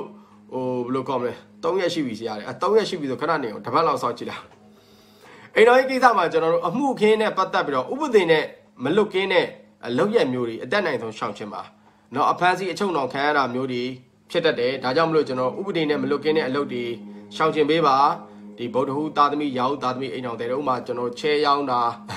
စသဖြင့်ဘောလုံးပွဲလောင်းတာစသဖြင့်ပေါ့ဗျာဥပဒေပြင်ပအလုပ်တွေတိတ်မလုပ်နဲ့เนาะအဖမ်းခံထိတာမျိုးတွေတရားတစ်ပေါင်ရင်ဆိုင်ရတာမျိုးတွေနဲ့ပတ်သက်ပြီးတွေ့ကြုံလာမယ့်အခြေအနေပိုင်းခြားတစ်ခုဖြစ်တယ်နောက်တစ်ခုထပ်ပါချင်တာကတော့သူများအောင်တနာလို့သွားပြီးအာမခံပေးမနေနဲ့အဲ့အာမခံကိစ္စတွေနဲ့ပတ်သက်ပြီးလဲရုံရောက်ဂက်ရောက်ဖြစ်တတ်တယ်เนาะအဲ့တော့ဒီလာမယ့်9လပိုင်းမှာဘယ်သူပဲဖြစ်ဖြစ်ကိုယ့်ယောက်ျားကိစ္စပဲဖြစ်ဖြစ်ကိုမိဘကိစ္စပဲဖြစ်ကိုမိမကိစ္စပဲဖြစ်ဂျားထဲမှာအာမသိမ့်မခံနဲ့เนาะအတက်နိုင်ဆုံးအာမမခံတာအကောင်းဆုံးဖြစ်လိမ့်မယ်အဲ့အာမခံတဲ့ပြဿနာတွေကပဲအမှုခင်းတွေဖြစ်လာနိုင်တယ်ဝန်ထမ်းတွေကျွန်တော်တို့အဟောင်းတွေကနေအစ်စ်ဖြစ်တယ်အစ်စ်တွေကအဟောင်းဖြစ်တယ်အဲ့တော့ကိုယ့်ရဲ့လုပ်ပေါ်ကင်ဘက်မိတ်ဆွေအပေါင်းအသင်းဟောင်းတွေနဲ့ပြန်လဲဆုံတွေ့ရတာမျိုးတွေနဲ့ပတ်သက်ပြီးတော့တွေ့ကြုံလာမှာပေါ့လုပ်ငန်းခွင်နဲ့ပတ်သက်ပြီးတော့ကိုယ်နဲ့ခွဲခွာသွားတဲ့အရင်တော့လုပ်ခဲ့တဲ့လုပ်ပေါ်ကင်ဘက်ဟောင်းတွေနဲ့ပြန်လဲပြီးတော့ဆုံတွေ့ရတာမျိုးတွေလည်းတွေ့ကြုံလာမယ်ပြီးတော့ကိုရင်လောက်ခဲ့တဲ့အလုပ်ဟောင်းတွေကနေစင်ကိုကိုပြန်လဲပြီးတော့ကန်လှမ်းတာမျိုးကြီးနဲ့ပတ်သက်ပြီးတော့တွေ့ကြုံလာမယ့်အခြေအနေပိုင်းခြားတစ်ခုဖြစ်ပါတယ်။ဥပမာရက်ဝေးမှာအလုပ်လုပ်နေရတဲ့လူတွေကိုယ့်ရဲ့အိုးအိမ်တွေကိုယ့်ရဲ့မိသားစုနဲ့ခွဲခွာပြီးတော့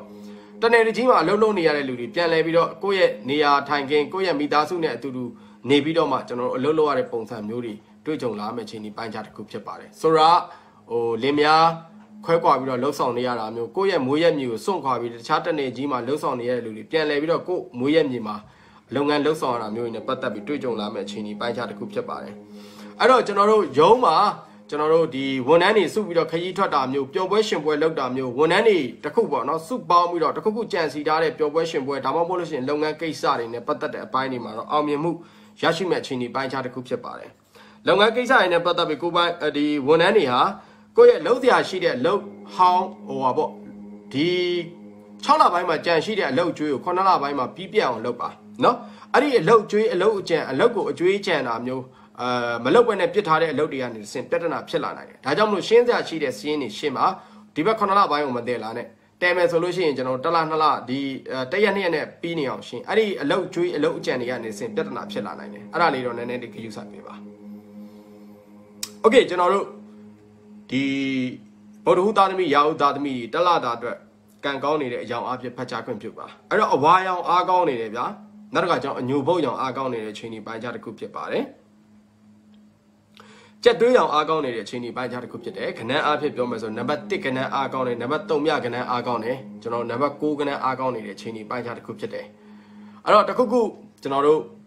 ဒီဗုဒ္ဓဟူသားသမီးရာဟုသားသမီးဒီခொနလပိုင်းမှာကိုယ့်အတွက်ကံအထောက်ပံ့တစ်ခုခုရစေဖို့ပဲဖြစ်ဖြစ်ပေါ့နော်ကိုယ့်အတွက်ကံကောင်းချင်တာပဲဖြစ်ဖြစ်ရရပြုလုပ်ချင်တယ်ဆိုလို့ရှိရင်ကျွန်တော်တို့တနင်္လာနေ့နော်တနင်္လာနေ့ဖျားစေတီတစ်ခုခုသွားပါကျွန်တော်ဖျားစေတီတစ်ခုခုသွားပါပြီးွားလို့ရှိရင်တကွန်ကိုယ့်ရဲ့မွေးနေ့နံတောက်ကိုယ့်ရဲ့မွေးနေ့နံတောက်ဆိုတာကျွန်တော်တို့ဒီဗုဒ္ဓဟူးဆိုဗုဒ္ဓဟူးမွေးနေ့နံတောက်ရှိတယ်ဖျားစေတီတွေမှာအမှသွားပြီးတော့ကျွန်တော်တကွန်ကိုယ့်လက်ထီအနီအောင်ကိုယ့်လက်လှူဒန်းပေးပါဟုတ်ပြီနော်သွားမယ့်နေရတနင်္လာနေ့လှူရမယ့်တောက်ကကိုယ့်ရဲ့မွေးနေ့နံတောက်ဖြစ်တဲ့ဗုဒ္ဓဟူးတောက်ရာဟုတောက်ရာဟုဆိုရင်ရာဟုတောက်သွားဗုဒ္ဓဟူးဆိုရင်ဗုဒ္ဓဟူးတောက်သွားလှူရမယ့်ပစ္စည်းကကျွန်တော်ထီအနီအောင်ကိုလက်တကွန်ကိုလက်လှူရမှာဖြစ်တယ်အဲ့တော့ငွေကြေးကိစ္စတွေနဲ့ပတ်သက်ပြီးတော့တခုခုအစင်မပြေဖြစ်တာငွေကြေးကိစ္စနဲ့ပတ်သက်ပြီးတော့ခုခုအခက်အခဲဖြစ်တယ်ဆိုလို့ရှိရင်ကျွန်တော်တို့ဒီလပြည့်လကွယ်2ရက်မှာမြတ်စွာဘုရားကိုဓမ္ပေါက်ကတ်လူပေးပါဟုတ်ပြီနော်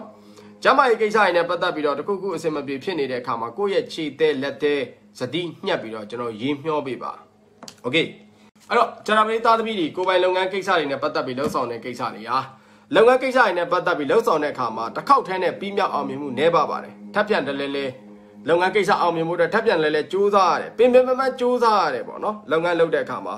နောက်တစ်ခါကိုယ့်ရဲ့အစွဲတွေကြောင့်လုပ်ငန်းကိစ္စတွေနဲ့ပတ်သက်ပြီးတော့လိုတာထက်ပို့မှုပြီးတော့ကြံ့ကြာတတ်တယ်ဒါကြောင့်မလို့လုပ်ငန်းလုပ်တဲ့အခါမှာတိတ်ပြီးတော့အစွဲလမ်းမှုတိတ်မထားပါနဲ့လှုပ်တင်လှုပ်ထိုက်တာကိုဦးစားပေးပြီးတော့လှုပ်ဆောင်ပါကိုယ့်ရဲ့အစွဲတွေကကိုယ့်ရဲ့လုပ်ငန်းမှာနည်းနည်းလေးအစင်မပြေဖြစ်တာနဲ့ပတ်သက်ပြီးတွေ့ကြုံလာမယ့်အခြေအနေပိုင်းခြားတစ်ခုဖြစ်ပါတယ်ပြီးတော့ဝန်ထမ်းတွေလုပ်ငန်းခွင်ရထွက်သွားတာမျိုးတွေဝန်ထမ်းအခက်ခဲပေါ့နော်ဖြစ်ပေါ်တတ်တယ်တနည်းအားဖြင့်ပြောမယ်ဂျာပရိသားသမီးတွေကကျွန်တော်တို့ဒီလာမယ့်9လပိုင်းမှာကိုယ်ပိုင်လုပ်ငန်းလုံးဆောင်နေတဲ့လူတွေကဝန်ထမ်းဒုက္ခနည်းနည်းပေးတတ်တယ်နော်အဲ့တော့လုပ်ငန်းထွက်သွားတာပဲဖြစ်ဖြစ်ပေါ့နော်သူတို့ရဲ့လုပ်ရကိုယ့်ရဲ့လုပ်ငန်းကိစ္စတွေနဲ့ပတ်သက်ပြီးထိခိုက်နစ်နာတာပဲဖြစ်ဖြစ်တစ်ခုခုဖြစ်ပေါ်တတ်တယ်နောက်ကလုပ်ငန်းကိစ္စတွေနဲ့ပတ်သက်ပြီးပြောထားဆိုထားတဲ့ကိစ္စ3-4ခုလွဲချော်ပြီးတော့မှပဲလုပ်ငန်းကိစ္စနဲ့ပတ်သက်ပြီးအဆင်ပြေမယ်ဆိုလိုတာအစပိုင်းမှာနှစ်စပိုင်းပေါ့နှစ်စပိုင်းဆိုတော့ကျွန်တော်အခု1ရက်နေ့ကနေစပြီး14ရက်အတွင်းမှာဂျာပရိသားသမီးတွေကလုပ်ငန်းကိစ္စတွေနဲ့ပတ်သက်ပြီးနည်းနည်းလေးကမောက်ကမဖြစ်လိမ့်မယ်ဟိုကအဆင်မပြေဒီကအဆင်မပြေဟိုကလွဲချော်ဒီကလွဲချော်ဘာဖြစ်လို့ဖြစ်မှန်းမသိပဲဖြစ်လိမ့်မယ်လာစမ်းပိုင်းပေါ့နော်နောက်ပိုင်းကျွန်တော်တို့လအလေလောက်ရောက်သွားမယ်ဆိုရင်လုပ်ငန်းကသူ့အတူပြန်လဲပြီးတော့အဆင်ပြေသွားလိမ့်မယ်ဒါကြောင့်မလို့ကျွန်တော်တို့ဒီလာစမ်းပိုင်းမှာတိတ်အဆင်မပြေမှုဖြစ်တာကိုတိတ်ပြီးတော့မငြင်းမညူပါနဲ့ကိုယ့်အကိုဆက်ပြီးတော့တည်တည်ကြကြလေးကြိုးစားပါကိုယ့်အတွက်ဒီလလေလောက်ဆိုလို့ရှိရင်ပြန်လဲပြီးတော့စီးပွားရေးကိစ္စတွေနဲ့ပတ်သက်ပြီးအဆင်ပြေလာနိုင်တယ်ဟုတ်ပြီနော်နောက်တစ်ခါကျွန်တော်တို့ဆိုင်ငန်းကိစ္စအပြောင်းရွှေ့ကိစ္စတွေတိတ်မလုပ်ပါနဲ့လက်ရှိနေတဲ့နေရာမှာပဲတည်တည်ကြကြလုပ်ပါဆိုင်အပြောင်းအရွှေ့တို့လုပ်ငန်းအပြောင်းအရွှေ့တို့ကုန်ပစ္စည်းအပြောင်းအရွှေ့တို့အဲ့လိုမျိုးအပြောင်းလဲပြုလုပ်ပြီးတော့မရောင်းပါနဲ့နေရာထိုင်ခင်းပြောင်းလဲမလုပ်ပါနဲ့အပြောင်းလဲဘာမှမလုပ်နဲ့လက်ရှိလုပ်နေတဲ့လုပ်ငန်းကိုပဲတည်တည်ကြကြလေးဂရုစိုက်ပေးဟုတ်ပြီနော်ဆိုတော့ဟိုဆက်ပြရောင်းတယ်ဆက်ပြရောင်းမကောင်းလို့ဟိုဘယ်လိုခေါ်မလဲအသားလိမ့်စီရောင်းတယ်စသဖြင့်အဲ့လိုမျိုးတော့လုပ်လို့မရဘူးဆက်ပြဆိုရင်လည်းဆက်ပြပဲရောင်းတခြားကုန်ပစ္စည်းအပြောင်းလဲရောင်းတာမျိုးတိတ်ပြီးတော့ကျွန်တော်တို့အားမပေးဘူးနောက်တစ်ခါလုပ်ငန်းအပြောင်းလဲလုပ်တာမျိုးလည်းကျွန်တော်တိတ်အားမပေးဘူးလက်ရှိလုပ်နေတဲ့လုပ်ငန်းကိုပဲတည်တည်ချာချာလေးဂရုစိုက်ပြီးတော့လုပ်ခဏကျွန်တော်ပြောလို့ပဲလာစမ်းပိုင်းကတော့နည်းနည်းလေးကိုယ့်အတွက်ခက်ခဲကောင်းခက်ခဲလိမ့်မယ်လာအလေလောက်ရောက်သွားပြီဆိုသူ့အတူအဆင်ပြေသွားလိမ့်မယ်ဟုတ်ပြီနော်နောက်တစ်ခါငွေကြေးကိစ္စတွေနဲ့ပတ်သက်ပြီးတော့ကျွန်တော်ပြောချင်ပါတယ်ငွေကြေးကိစ္စတွေနဲ့ပတ်သက်ပြီးတော့ငွေကြေးလိမ်လည်မှုတွေနဲ့ပတ်သက်ပြီးတော့ဖြစ်ပေါ်တတ်တယ်အကိုသူများလာလိန်တာပဲဖြစ်ဖြစ်ဒါမှမဟုတ်လို့ရှိရင်သူများလှုပ်ထားတဲ့ကိစ္စထဲမှာကိုကဂျားညက်သွားတာပဲဖြစ်တတ်တယ်ဒါကြောင့်မလို့အရှုပ်ရှင်းကိအောင်နေထိုင်မှုအတွက်တော့လိုအပ်လိမ့်မယ်လို့ထင်တယ်ငွေကြေးကိစ္စနဲ့ပတ်သက်တဲ့အပိုင်းတွေမှာနော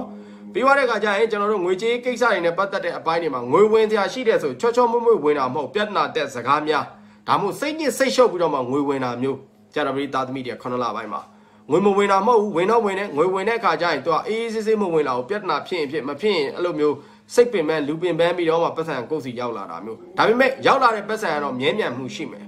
နော်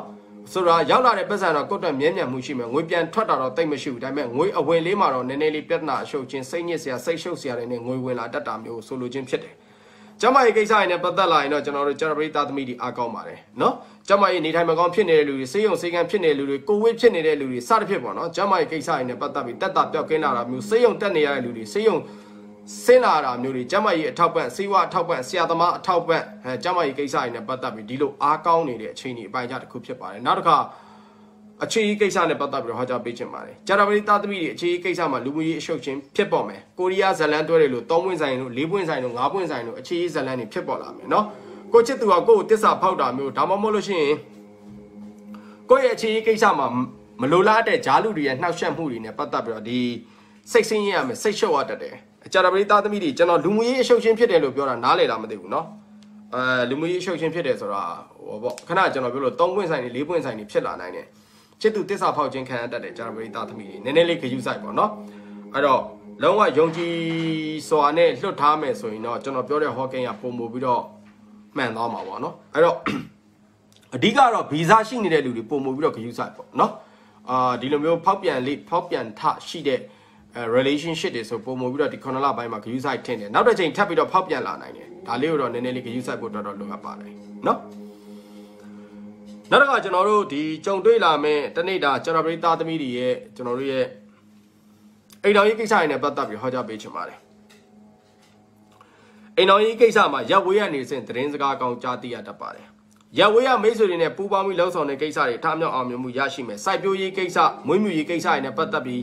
ပြုလုပ်ဖို့အတွက်ကြံစီထားတဲ့ကိစ္စတွေအောင်မြင်မှုရရှိမယ်ချင်းဒီပိုင်းခြားတစ်ခုဖြစ်ပါတယ်ကိုယ့်ရဲ့မွေးရမြေအမှတ်မတင်မဲ့နဲ့အလှသွားပြုလုပ်ရတာမျိုးကိုယ့်ရဲ့မွေးရမြေမှာသွားပြီးတော့ကျွန်တော်တို့အလှတန်းပြုလုပ်ရတာဒါမှမဟုတ်ကုသိုလ်တစ်ခုခုပြုလုပ်ရတာမျိုးနဲ့ပတ်သက်ပြီးတွေ့ကြုံလာမယ့်ချင်းဒီပိုင်းခြားတစ်ခုဖြစ်ပါတယ်ကိုညီကိုမော်ဒမစီကနေစဉ်ကျွန်တော်လက်ဆောင်ပစ္စည်းတော်၎င်းငွေကြေးအထောက်ပံ့တော်၎င်းအခုညီတော်၎င်းတစ်ခုခုရရှိမဲ့ချင်းဒီပိုင်းခြားတစ်ခုဖြစ်ပါတယ်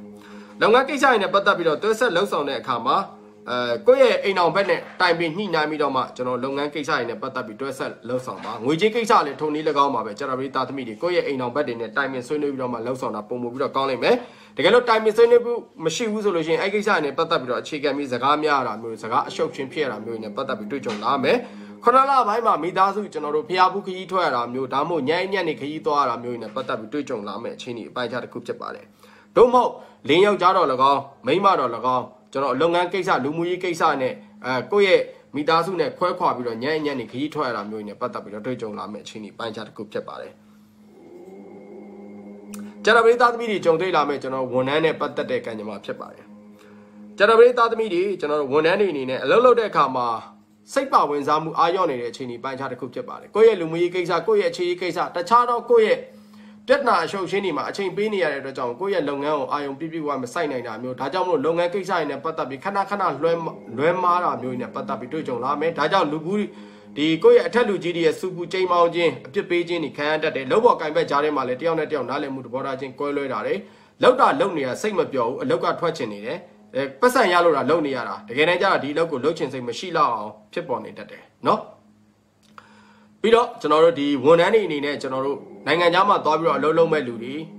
နော်ဒါမှမဟုတ်လို့ရှိရင်ကိုယ့်ရဲ့မွေးရမြေကိုစွန့်ခွာပြီးတော့တခြားတနေရာမှာသွားပြီးအလုပ်လုပ်ရတဲ့လူတွေအတွက်ကျွန်တော်တို့အဆင်ပြေမှုရရှိမယ်ဥပမာနိုင်ငံခြား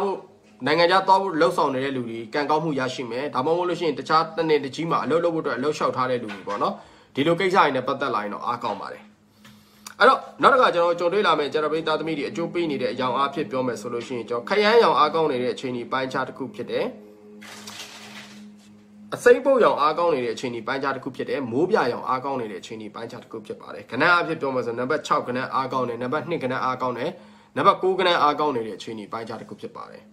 ကဲရေဒီယာစလိုက်အောင်နော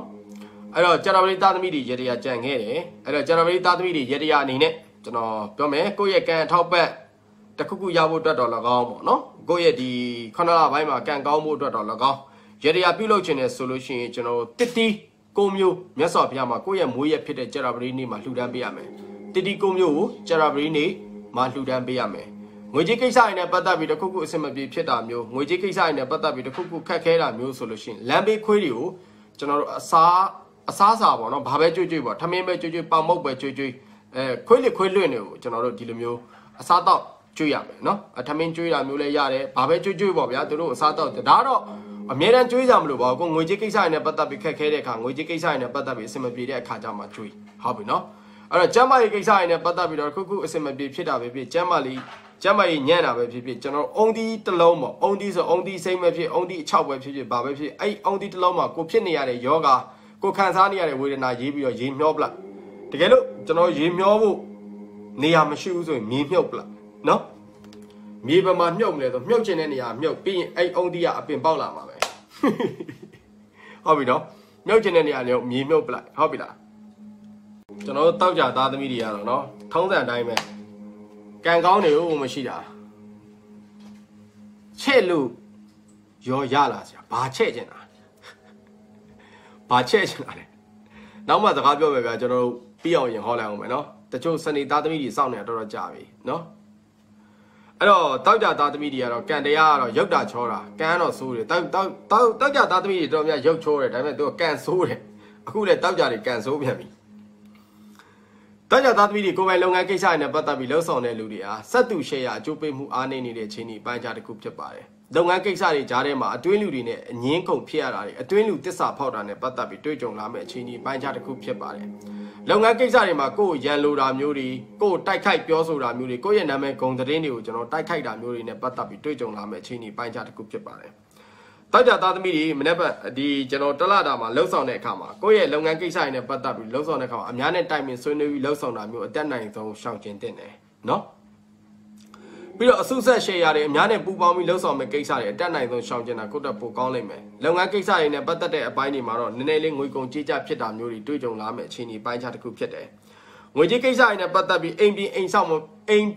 ဆောက်နဲ့ပတ်သက်ပြီးပြုလုပ်ဖို့အတွက်လိုအပ်တယ်နော်ဘာဖြစ်လဲဆိုတော့အိမ်ပြင်အိမ်ဆောက်ပြုလုပ်လို့ရှိရင်ငွေတွေကျွန်တော်တို့အကျွေးတင်သွားတာမျိုးဖြစ်တတ်တယ်ဒါကြောင့်မလို့ကျွန်တော်တို့အိမ်ပြင်ခြင်းနဲ့အိမ်ဆောက်ခြင်းနဲ့ဆိုခဏလေးနေလိုက်အောင်8လပိုင်းလောက်မှလောက်9လပိုင်းမှာအိမ်ပြင်အိမ်ဆောက်ကတောက်ကြသားသမီးတွေအတွက်တောက်လဲငွေကုန်မဲ့ပုံတရံရှိတယ်နော်အဲ့တော့အိမ်ပြင်အိမ်ဆောက်အိမ်ပြောင်းအိမ်ရွှေတိတ်ပြီးပြုလုပ်ဖို့အတွက်မတင်တော်တဲ့အခြေအနေပိုင်းခြားတစ်ခုဖြစ်ပါတယ်အဲ့ဒါကြောင့်ကျွန်တော်တို့ငွေကုန်ကြေးကျဖြစ်တာမျိုးတွေနဲ့ပတ်သက်ပြီးတွေ့ကြုံလာမယ့်အခြေအနေပိုင်းခြားတစ်ခုဖြစ်တယ်နောက်တစ်ခါသားသမီးကြောင့်ညီကိုမောင်နှမကြောင့်ကိုယ့်ရဲ့လုပ်ငန်းကိစ္စတော့၎င်းကိုယ့်ရဲ့ငွေကြေးကိစ္စတော့၎င်းထိခိုက်နေတာမှုအနှဲငယ်ကြုံတွေ့လာမယ့်အခြေအနေပိုင်းခြားတစ်ခုဖြစ်ပါတယ်ကျမရဲ့ကိစ္စတွေနဲ့ပတ်သက်ပြီးအမျိုးသမီးယောဂါတွေအားနေပါတယ်သွေးသားယောဂါတွေနဲ့ပတ်သက်ပြီးတော့အားနေပါတယ်အမျိုးသားတွေအနေနဲ့ကတော့ကျွန်တော်တို့green ပိုင်းဆိုင်ရာနဲ့ပတ်သက်ပြီးတော့အားနေပါတယ်ချောင်းဆိုးတာတွေအာသီးရောင်တာတွေစသဖြင့်တဖုံးတာတွေတွားကြိုက်တာနဲ့ပတ်သက်ပြီးတော့အမျိုးသားတွေအားနာ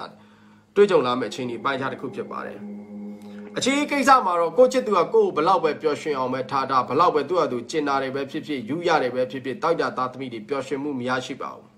းဘာလို့တော့ကိုယ့်ရဲ့ကိုယ်ရေးကိုယ်ရာကိစ္စမိသားစုကိစ္စတွေမှာကျွန်တော်တို့ပင်ပန်းနေရတတ်တယ်ဖြည့်ရှင်းနေရတဲ့ကြောင့်အချစ်ရေးကိုအချိန်မပေးနိုင်ဘူးဒါကြောင့်မလို့ကျွန်တော်တို့အခြေရေးကိစ္စနဲ့တောက်ကြသားသမီးကြီးနဲ့လာမဲ့လာမှာမဆိုင်တယ်လို့ပါပဲအပျော်လဲခဏပါပဲအခြေရေးကိစ္စမှာချစ်ဒီကိုယ့်ရဲ့ချစ်သူနဲ့ပျော်ရွှင်ရလဲခဏပဲပြီးရင်ကိုယ့်ရဲ့လူမှုရေးပြဿနာကိုယ့်ရဲ့ကိုယ်ရေးကိုယ်ရာကိစ္စတွေမိသားစုကိစ္စတွေတခြားတော့ဒီကိုယ့်ရဲ့အလုပ်ကိစ္စတွေနဲ့ပတ်သက်ပြီးတော့ကျွန်တော်အချိန်ကုန်နေရတဲ့အတွက်ကြောင့်အခြေရေးမှာပြည့်ပြည့်ဝဝကြည်နူးရတယ်လို့မရှိပါဘူးเนาะဒါကြောင့်မလို့အခြေကိစ္စတွေနဲ့ပတ်သက်ပြီးတောက်ကြသားသမီးတွေဟာတိတ်အဆင်မပြေတဲ့အခြေအနေပိုင်းခြားတစ်ခုဖြစ်ပါတယ်နောက်တစ်ခါကျွန်တော်အိမ်တော်ရေးကိစ္စတွေနဲ့ပတ်သက်ပြီးတောက်ကြသားသမီးတွေဟာအမျိုးသမီးတူဦးတယောက်ကြောင့်စိတ်ဆင်းရဲရတာမျိုးအမျိုးသမီးတူဦးတယောက်စိတ်ရှုပ်ရတာမျိုးကိုယ့်ရဲ့အိမ်တွင်းကိစ္စပဲဖြစ်ပေါ့နော်အပြင်ကိစ္စလုပ်ငန်းကိစ္စအပြင်အဲ့အမျိုးသမီးတူဦးတယောက်ရဲ့လှုပ်ဆောင်ချက်ကြောင့်ဒေါသထွက်ရတာတွေစိတ်အနှောက်အယှက်ကြုံရတာတွေနဲ့ပတ်သက်ပြီးတွေ့ကြုံလာမယ်အဲ့တော့တောက်ကြသားသမီးတွေအမျိုးသမီးဆိုတာတော့ဘလို့အမျိုးသမီးပဲဖြစ်ပေါ့နော်ဖြစ်ချင်တဲ့အမျိုးသမီးဖြစ်အဲ့ဒီအမျိုးသမီးတွေကြောင့်စိတ်ညစ်ရတာစိတ်ရှုပ်ရတဲ့အိမ်တော်ကြီးပြဿနာဖြစ်တာတွေစသဖြင့်ဒီလိုကိစ္စတွေနဲ့ပတ်သက်ပြီးတောက်ကြသားသမီးတွေတွေ့ကြုံလာမယ်အခြေအနေအပိုင်းခြားတစ်ခုဖြစ်ပါတယ်နောက်တစ်ခါတောက်ကြသားသမီးအိမ်တော်တွေကျမကြီးနည်းနည်းညံ့တတ်တယ်သတိထားပါနော်ဟိုတောက်ကြသားသမီးတွေခါတိုင်းနှစ်လိုမျိုးမခါတိုင်းလတွေလိုမျိုးမဟုတ်ဘူးပေါ့နော်ခါတိုင်းလတွေလိုမဟုတ်ဒီလနည်းနည်းလေးခြူကြတယ်အိမ်တော်တွေအဓိကထားပြောချင်တာပေါ့နော်အိမ်တော်တွေနည်းနည်းလေးခြူကြတယ်နည်းနည်းလေးဂရုစိုက်ပါနောက်တစ်ခါကျွန်တော်ကြုံတွေ့လာမဲ့ကျွန်တော်တို့ရဲ့ဒီဝန်ထမ်းတွေနဲ့ပတ်သက်တဲ့အပိုင်းဖြစ်ပါတယ်တောက်ကြသားသမီးတွေဝန်ထမ်းချင်းချင်းမနာလိုမှုတွေတွေ့ကြုံလာမဲ့ချင်းဒီပိုင်းခြားတစ်ခုဖြစ်ပါတယ်တိုက်ခိုက်တာမျိုးစောင်းမြောင်းတာမျိုးပြောဆိုတာမျိုးတောက်ကြသားသမီးတွေတွေ့ကြုံလာမဲ့ချင်းဒီပိုင်းခြားတစ်ခုဖြစ်တယ်ဝန်ထမ်းတွေစိတ်ဝမ်းကွဲတာမျိုးပေါ့နော်လုပ်ငန်းလုပ်နေနေတယောက်နဲ့တယောက်စိတ်ဝမ်းကွဲသွားတာမျိုးတွေနဲ့ပတ်သက်ပြီးတွေ့ကြုံလာမဲ့ချင်းဒီပိုင်းခြားတစ်ခုဖြစ်ပါတယ်အထူးသဖြင့်ကိုကနေရာရနေတဲ့လူကြီးကကိုယ်ကိုမြှောက်ပင့်ထားတယ်ဆိုပိုဆိုးလိမ့်မယ်နော်ကိုကတမန်အလုပ်သမားဆိုရင်ကျွန်တော်ပြောတဲ့ဟောကင်းကတိတ်မှန်မှာမဟုတ်ကိုကအမြင့်ပိုင်းမှာလှုပ်လို့နေရမယ်အထက်လူကြီးကကိုမျက်နှာသာပေးမယ်ဆိုလို့ရှိရင်အောက်ကနေစင်ကိုအတော့ရှောက်တိုက်တော့မှာနော်တိုက်တာမှာတယောက်တည်းတိုက်တာမဟုတ်အဖွဲလိုက်ကိုဝိုင်းပြီးတော့တိုက်တာမျိုးစောင်းမြောင်းပြောဆိုတာမျိုးအတင်းပြောတာမျိုးတွေနဲ့ပတ်သက်ပြီးတွေ့ကြုံလာမယ့်အခြေအနေပိုင်းခြားတစ်ခုဖြစ်ပါတယ်နောက်တစ်ခါလုပ်ငန်းကိစ္စတွေနဲ့ပတ်သက်ပြီးတော့ကိုလုပ်နေတဲ့အခါမှာအများသူငါအနေစင်ကိုပါဝင်ပတ်သက်ပြီးတော့ကုညီပေးမှုအားနေတယ်ဒါကြောင့်မလို့ဒီဝန်ထမ်းတွေကိုယ့်အလုပ်ကိုကိုယ့်အကိုတယောက်တည်းပဲလုပ်ရတာများမယ်တခြားလူတူတယောက်ကိုသွားပြီးတော့ကုညီတောင်းလိုက်တယ်တခြားလူတူတယောက်ကိုလောက်ခိုင်းလိုက်ရင်အဲ့လုပ်ငန်းပြဿနာမပြီးတော့ပြဿနာပိုရှုပ်လိမ့်မယ်ဒါကြောင့်မို့တောက်ကြသားသမီးဝန်ထမ်းတွေဘယ်အလုပ်နေနေကိုယ့်အကိုတယောက်တည်းပြီးစီးအောင်လုပ်တခြားလူတူတယောက်ကိုအကူညီတောင်းမယ်တခြားလူတူတယောက်ကိုကူလောက်ခိုင်းမယ်ဆိုလုပ်ငန်းကပုံမူပြီးတော့ရှုပ်ထွေးတယ်ပြဿနာတွေဖြစ်လာနိုင်တယ်မပြီးမစည်းတွေဖြစ်လာနိုင်မယ်เนาะအဲ့တော့အတက်နိုင်ဆုံးကိုယ့်အကိုတယောက်တည်းလှုပ်ဆောင်ပါလုပ်ငန်းကိစ္စတွေနဲ့ပတ်သက်တဲ့အပိုင်းမှာပြီးတော့ကိုယ့်ရဲ့ အိမ်တွင်းကိစ္စတွေလုပ်ငန်းကိစ္စတွေနဲ့ပတ်သက်ပြီးရေးကြီးတဲ့ကိစ္စတွေယုံကြည်ပါတယ်ဆိုတဲ့လူတွေကိုတားပြီးတော့မတိုင်ပင်နဲ့တောင်းမဆွေးနွေးနဲ့အဲ့ဒါတွေပေါက်ကျသွားတတ်တယ်နော်ဒါတကတော့တွေ့ကြုံလာမဲ့တောက်ကြသားသမီးတွေကျွန်တော်အကျိုးပေးနေတဲ့အယောင်အားဖြင့်ဖတ်ကြားပေးချင်ပါတယ်အယောင်အားဖြင့်ပြောမယ်ဆိုရင်နို့နှစ်ယောင်အားကောင်းနေတဲ့အခြေအနေပိုင်းခြားတစ်ခုဖြစ်တယ်ပန်းစီယောင်အားကောင်းနေတဲ့အခြေအနေပိုင်းခြားတစ်ခုဖြစ်တယ်နောက်တစ်ခုကအဝါဖြော့ရောင်လေးတွေအားကောင်းနေတဲ့အခြေအနေပိုင်းခြားတစ်ခုဖြစ်ပါတယ်ကဏ္ဍအားဖြင့်ပြောမယ်ဆိုလို့ရှိရင်ကျွန်တော်တို့မနက်ဖြန်ကနံပါတ်5ကဏ္ဍအားကောင်းတယ်ကျွန်တော်တို့နံပါတ်8ကဏ္ဍအားကောင်းတယ်နောက်တစ်ခါနံပါတ်3ကဏ္ဍအားကောင်းနေတဲ့အခြေအနေပိုင်းခြားတစ်ခုဖြစ်တယ်ကဲတောက်ကြသားသမီးတွေကျွန်တော်တို့ရတရားပြုလုပ်ခြင်းနဲ့ဆိုလို့ရှိရင်ကျွန်တော်တို့အတောင်ပါတဲ့အငှက်တွေကိုကျွန်တော်တို့အစာကျွေးပေးပါငှက်စာကျွေးခိုင်းတာပေါ့ဗျာခိုးစာဖြစ်ကြီးကမ်းပဲဖြစ်ကြိုက်တဲ့ငှက်ပဲဖြစ်အတောင်ပါတဲ့ငှက်နော်လေးနေတက်တဝါတွေကိုအစာကျွေးခြင်းအဖြစ်ကိုယ့်ရဲ့ကံအထောက်ပံ့နေကောင်းလာစေတယ်ပြီးတော့ကျွန်တော်ညောင်ထောက်တာမျိုးတရားဆောက်တာမျိုးလမ်းဖို့တာမျိုးတိမ်ဝင်လမ်းတဲခင်းတာမျိုးဒီလိုမျိုးတွေကကိုယ့်ရဲ့ကံအထောက်ပံ့နဲ့ပတ်သက်ပြီးတော့အားကောင်းစေတဲ့ရတရားတွေဖြစ်ပါတယ်ပြုလုပ်လို့ရပါတယ်ဒါမှမဟုတ်လို့ရှိရင်ရေအိုးရေစင်လှူဒန်းတာမျိုးပေါ့နော်လမ်းသွားနေတဲ့ရေအိုးလှူတာမျိုးရေစင်လှူတာမျိုးရေကုသိုလ်လုပ်တာမျိုးတွေကကိုယ့်အတွက်ကံအထောက်ပံ့နဲ့ပတ်သက်ပြီးတော့အားကောင်းစေနိုင်တဲ့အခြေအနေအပိုင်းခြားတစ်ခုဖြစ်ပါတယ်တောက်ကြသားသမီးတွေကျွန်တော်တို့ကျမ်းမာရေးကိစ္စတွေနဲ့ပတ်သက်ပြီးတော့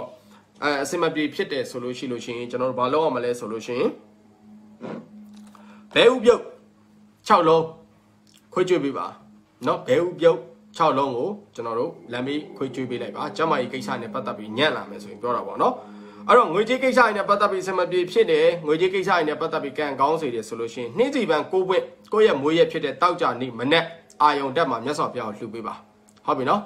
နှင်းစီပန်းကိုပွင့်တောက်ကြနေ့မနေ့အာယုံတက်မှာမြတ်စွာဘုရားကိုရအောင်လှူအဲ့နေ့တော့ငွေကြေးကိစ္စတွေနဲ့ပတ်သက်ပြီးခက်ခဲပြီဆိုရင်တော့တောက်ကြနေ့တရက်တော့အစောစီးစီးထားပြီးတော့အာယုံတက်ဆို6နာရီခွဲလောက်မှာအဲ့နှင်းစီပန်းကိုပွင့်ကိုစိုက်ပြီးရေထိပ်မြတ်စွာဘုရားကိုပန်းစီမီရေချမ်းပေါ့ဗျာကိုယ့်အကိုအဆင်ပြေလို့လုပ်ပေါ့ဟုတ်ပြီနော်အဓိကပြောချင်တာနှင်းစီပန်6ပွင့်ဝယ်လှူခိုင်းတာကျန်တာကတော့စီမီတို့ပန်းတို့တောက်တော်ရီတို့စွန်းတို့ကတော့ကိုယ့်အကိုထည့်လှူလိုက်ပေါ့ကွာပန်းတစ်ခုတည်းကြောက်လဲကြည့်ရတာတိတ်မလောက်ဘူးလေနော်စနေသားသမီးတွေကိုပိုင်လုပ်ငန်းကိစ္စတွေနဲ့ပတ်သက်ပြီးတော့ကုန်ကျွယ်မှုကုန်ရောင်းကုန်ဝယ်လုပ်မှုတွေအားကောင်းနေတဲ့အခြေအနေအပိုင်းခြားတစ်ခုဖြစ်ပါတယ်စနေသားသမီးတွေလာမယ့်9လပိုင်းမှာကုန်ပစ္စည်းတွေရောင်းမထွက်တဲ့ကုန်ပစ္စည်းတွေရောင်းထွက်လိမ့်မယ်နော်ခါတိုင်းလာနဲ့မတူပဲလာမယ့်9လပိုင်းမှာကိုယ့်ရဲ့လုပ်ငန်းကိစ္စတွေနဲ့ပတ်သက်ပြီးဝင်ငွေအားကောင်းတဲ့အခြေအနေအပိုင်းခြားတစ်ခုကိုကြုံတွေ့လာမယ့်အခြေအနေဖြစ်ပါတယ်။နောက်တစ်ခုကတော့ကျွန်တော်တို့ဒီအများနဲ့ပူးပေါင်းပြီးတော့လှုပ်ဆောင်မယ့်ကိစ္စတွေအားကောင်းပါတယ်။ခဏပြောဆက်သူ share တွေအများနဲ့ပူးပေါင်းပြီးလှုပ်ဆောင်မယ့်ကိစ္စတွေစနေသားသမီးတွေပုံမို့ပြီးတော့အကျိုးပြုမှုအားကောင်းပါတယ်နော်။စနေသားသမီးတွေလုပ်ငန်းကိစ္စတွေနဲ့ပတ်သက်ပြီးညံ့ညံ့နေခရီးထွက်ရတတ်ပါတယ်နော်ကိုယ့်ရဲ့ကိုယ်ပိုင်လုပ်ငန်းကိစ္စနဲ့ပတ်သက်ပြီးတော့ပဲညံ့ညံ့နေခရီးထွက်ရတယ်နော်ရေချားမြေချားသွားရတာမျိုးနဲ့ပတ်သက်ပြီးတော့လည်းတွေ့ကြုံလာမယ့်အခြေအနေပိုင်းခြားတစ်ခုဖြစ်ပါတယ်လူမျိုးခြားတွေနဲ့ပတ်သက်ဆက်နွယ်ပြီးတော့လှုပ်ဆောင်တဲ့အလုပ်တွေမှာလည်းထိုက်တဲ့လောက်ကံကောင်းမှုတွေရရှိလာမယ်ငွေကြေးကိစ္စတွေနဲ့ပတ်သက်ပြီးတော့ဘဲဥမရှိဘူးဘဲဥမရှိကြက်ဥလားငွေကြေးကိစ္စတွေနဲ့ပတ်သက်ပြီးတော့အကျွေးမြေဟောင်းတွေပြန်လည်ရတတ်ပါတယ်သူများစီမှာငွေချီးထားတဲ့ကိစ္စတွေသူများစီမှာငွေရစရာအကျွင်းကြံရှိနေတဲ့လူတွေထိုက်တဲ့လောက်ငွေကြေးကိစ္စတွေနဲ့ပတ်သက်ပြီးတော့အားကောင်းမှုရရှိလာမယ့်အခြေအနေပိုင်းခြားတစ်ခုဖြစ်ပါတယ်နောက်တစ်ခါကျွန်တော်တို့ငွေကြေးကိစ္စတွေနဲ့ပတ်သက်ပြီးတော့ကျွန်တော်တို့ဆက်လက်ပြီးတော့ဟောပေးရမယ်ဆိုလို့ရှိရင်ခဏကျွန်တော်အကျွေးကိစ္စသူများစီမှာငွေရစရာရှိတဲ့အပိုင်းတွေเนาะကြံရှိနေတဲ့အပိုင်းတွေငွေရတတ်တယ်လို့ကျွန်တော်အနေနဲ့ပြောချင်တယ်နောက်တစ်ချက်ကတော့ကျွန်တော်တို့ငွေကြေးကိစ္စတွေနဲ့ပတ်သက်ပြီးတော့အတက်နိုင်ဆုံးလူရင်းမိတ်ဆွေရင်းတွေကိုအတက်နိုင်ဆုံးငွေကြေးကိစ္စနဲ့ပတ်သက်ပြီးအရှုပ်ရှင်းမလုပ်နဲ့ကိုနဲ့ရင်းနှီးရပါတယ်ကိုနဲ့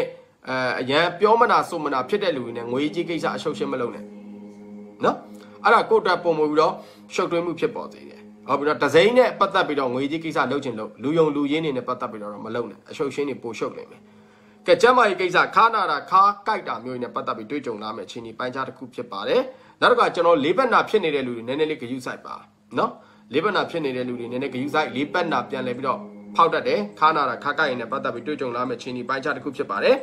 ်အခြေအကိစ္စမှာအများသူငါရဲ့တိုက်ခိုက်ခြင်းဝေဖန်ခြင်းခံရတတ်ပါတယ်အခြေအကိစ္စမှာပေါ့နော်ကျွန်တော်ရဲ့ဟောကင်းရဆိုရင်တော့စနေသားသမီးတွေအခြေအကိစ္စမှာသူများရဲ့ဝေဖန်တိုက်ခိုက်ခြင်းသူများရဲ့မနာလိုခြင်းခံရမယ့်ချင်းဒီပိုင်းခြားတစ်ခုဖြစ်ပါတယ်ဒါကြောင့်မလို့လားတဲ့ပြဿနာအရှုပ်ရှင်းနေကြောင်စနေသားသမီးတွေအခြေအကိစ္စမှာဘာမှမဟုတ်တဲ့ပြဿနာတွေဖြစ်နေတတ်တယ်ဒီ9လပိုင်းမှာပြဿနာဖြစ်လာအောင်လို့လားဆိုတော့လည်းမဟုတ်ဘူးတယောက်နဲ့တယောက်ရန်လုံနေတာမျိုးငကိုတွေကစနေသားသမီးတွေကစိတ်ကြီးတာအောင်နော်စနေသားသမီးတွေကစိတ်ကြီးတယ်ဆိုတော့ပြဿနာကတော့ကျွန်တော်ထင်တယ်ဖြစ်ကိုဖြစ်လိမ့်မယ်ထင်တယ်အနည်းဆုံး3-4ပွဲလောက်တော့ဒူနောင်ပလေးရမယ်ထင်တယ်စနေသားသမီးတွေကိုချစ်သူနဲ့ကိုနဲ့နော် ဆိုတော့အဲ့ဒါကလည်းဘာမှမဟုတ်တဲ့ပြဿနာတိတိပွဲပွဲလေးကနေစဖြစ်တာပါဒါကြောင့်မလို့အနေအသက်နိုင်ဆိုကိုယ်စိတ်ကိုထိန်းနိုင်မယ်ဆိုရင်တော့ပြဿနာမဖြစ်ပါဘူးစိတ်ကိုတော့စိတ်လို့ကိုလို့မတိချမရေရဘဲနဲ့တစ်ဖက်သားကိုဆွဆွဲပြောဆိုတာမျိုးအသက်နိုင်ဆုံးရှော့ပေါ့နော်ကိုကမဆွဆွဲလဲကိုချစ်သူကကိုကိုဆွဆွဲပြောဆိုတာမျိုးအမြင်မှားတွေနဲ့ကိုကိုပြောဆိုတာမျိုးတွေနဲ့ပတ်သက်ပြီးတော့နည်းနည်းလေးစိတ်အနှောက်အယှက်ကြုံတွေ့ရတတ်တယ်ကဲအိမ်တော်ကြီးကိစ္စအိမ်တော်ကြီးကိစ္စမှာသားသမီးကျမကြီးညံ့တတ်တယ်စနေသားသမီးကြီးနော်သားသမီးရှိနေတဲ့လူတွေသားသမီးကျမကြီးကိစ္စတွေနဲ့ပတ်သက်ပြီးတော့နည်းနည်းလေးဂရုစိုက်ပေးပါနောက်တစ်ခါလုပ်ငန်းကိစ္စတွေနဲ့ပတ်သက်ပြီးအဆင်ပြေနေတတ်တယ်သားသမီးကျမကြီးတော့ညံ့တယ်လုပ်ငန်းကိစ္စတွေနဲ့ပတ်သက်ပြီးတော့အဆင်ပြေနေတတ်တယ်ဆွေမျိုးသားချင်းတွေကနေအဆင့်တရေစကားကောင်းတွေကြားသိရမယ့်အခြေအနေပိုင်းခြားတစ်ခုဖြစ်ပါတယ်ရပ်ဝေးမှာကိုယ့်ရဲ့အိမ်တော်ဘက်ရှိနေတဲ့ဆိုတဲ့လူတွေအဆက်အသွယ်ပြတ်နေတဲ့လူတွေပြန်လည်ပြီးတော့အဆက်အသွယ်ရရှိလာနိုင်ပါတယ်ငွေကြေးကိစ္စတွေနဲ့ပတ်သက်ပြီးတော့သူများတွေစီကနေစင်ငွေချီးဖို့အတွက်ငွေငှားဖို့အတွက်လုပ်ငန်းကိစ္စပဲဖြစ်မိသားစုကိစ္စပဲဖြစ်ပေါ့နော်ငွေချီးငှားပြုလုပ်ဖို့အတွက်လှုံ့ဆော်ထားတဲ့လူတွေကံကောင်းမှုရရှိမဲ့အခြေအနေပိုင်းခြားတစ်ခုဖြစ်ပါတယ်နော်ဒါတကားကျွန်တော်တို့ကြုံတွေ့လာမဲ့တနေ့တာဝန်ထမ်းအနေနဲ့ပတ်သက်တဲ့အပိုင်းဖြစ်ပါတယ်လူကြီးအပြောင်းလဲတွေ့ကြုံလာမဲ့အခြေအနေပိုင်းခြားတစ်ခုဖြစ်ပါတယ်ကိုယ့်ရဲ့အထက်လူကြီးပြောင်းလဲတာပြောင်းနေဆိုတာအလုတ်ထွက်သွားတာလည်းဖြစ်နိုင်တယ်သူကသူဌာနပြောင်းတာလည်းဖြစ်နိုင်တယ်ပေါ့နော်နောက်တစ်ခါလုပ်ငန်းကိစ္စတွေနဲ့ပတ်သက်ပြီးတော့ကြီးလေးတဲ့တာဝန်ဝတ္တရားတွေထမ်းဆောင်ရမယ့်အခြေအနေပိုင်းခြားတစ်ခုဖြစ်ပါတယ်လုပ်ငန်းကိစ္စတွေနဲ့ပတ်သက်ပြီးတော့ကိုယ့်ရဲ့လှုပ်ဆောင်မှုဟာအများသူငါတွေရဲ့ချီးကျူးမှုရရှိမဲ့အခြေအနေပိုင်းခြားတစ်ခုဖြစ်ပါတယ်နော်အဲ့တော့ပုံမှန်စနေသားသမီးတွေကပုံမှန်လုပ်နေတဲ့လုပ်အားထက်ပုံမို့ပြီးတော့ကျွန်တော်တို့လုပ်ငန်းကိစ္စတွေနဲ့ပတ်သက်တဲ့ပိုင်းမှာတော့စိတ်ပင်ပန်းမှုလူပင်ပန်းမှုတော့နည်းနည်းလေးတွေ့ကြုံလာရမယ်လုပ်ငန်းတွေပုံမို့ပြီးတော့ရှုပ်ထွေးလာမယ်လုပ်ငန်းတွေပုံများလာမယ်9လပိုင်းမှာနော်ဒါကြောင့်မလို့ကိုယ့်ရဲ့စိတ်ကိုပေါ့ပေါ့ပါးပါးနဲ့လှုပ်ဆောင်မှုအတွက်လိုအပ်တယ်နော်စနေသားသမီးတွေနည်းနည်းလေးဂရုစိုက်ပေးပါလုပ်ငန်းကိစ္စတွေမကောင်းတာမဟုတ်ကောင်းတယ်နော်ကျွန်တော်ပြောတာကောင်းတယ်တို့တော့ပုံမို့ပြီးတော့အရင်လိုက်တဲ့အလုပ်ရှုပ်မယ်ပုံမို့ပြီးတော့ပင်ပန်းမယ်ဒါကြောင့်မလို့နာနေနေအလုပ်လုပ်ပါလို့ပြောခြင်းဖြစ်ပါတယ်အဲ့တော့စနေသားသမီးတွေကျွန်တော်တို့အကျိုးပေးနေတဲ့အကြောင်းအဖြစ်ပြောမယ်ဆိုလို့ရှိရင်ကျွန်တော်တို့ကြက်သွေးရောင်အားကောင်းနေတဲ့အခြေအနေပိုင်းခြားတစ်ခုဖြစ်တယ်အနက်ရောင်အားကောင်းနေတဲ့အခြေအနေပိုင်းခြားတစ်ခုဖြစ်တယ်ကျွန်တော်တို့မီးကိုရောင်အားကောင်းနေတဲ့အခြေအနေပိုင်းခြားတစ်ခုဖြစ်ပါတယ်ကဏ္ဍအားဖြစ်ပြောမယ်ဆိုလို့ရှိရင်ကျွန်တော်တို့နံပါတ်3မြကဏ္ဍအားကောင်းတယ်နံပါတ်4ကဏ္ဍအားကောင်းတယ်နံပါတ်8ကဏ္ဍအားကောင်းနေတဲ့အခြေအနေပိုင်းခြားတစ်ခုဖြစ်ပါတယ်ကျွန်တော်တို့ဒီစနေသားသမီးတွေကျွန်တော်တလတာကန်ကောင်းမှုတဲ့ရေတရားအနေနဲ့ပေးရမယ်ဆိုလို့ရှိရင်ကန်ထောက်ပံ့ဖြစ်စီဖို့အတွက်ဆိုလို့ရှိရင်ကျွန်တော်တို့ကိုယ့်ရဲ့မွေးရဖြစ်တဲ့စနေနေ့မှာကျွန်တော်တို့မြတ်စွာဘုရားကိုဒိန်ချင်ကိုးကွက်လူတန်းပေးပါเนาะကိုယ့်ရဲ့မွေးနေ့ဖြစ်တဲ့စနေနေ့မှာကျွန်တော်တို့ဒိန်ချင်ကိုးကွက်လူတန်းပေးပါ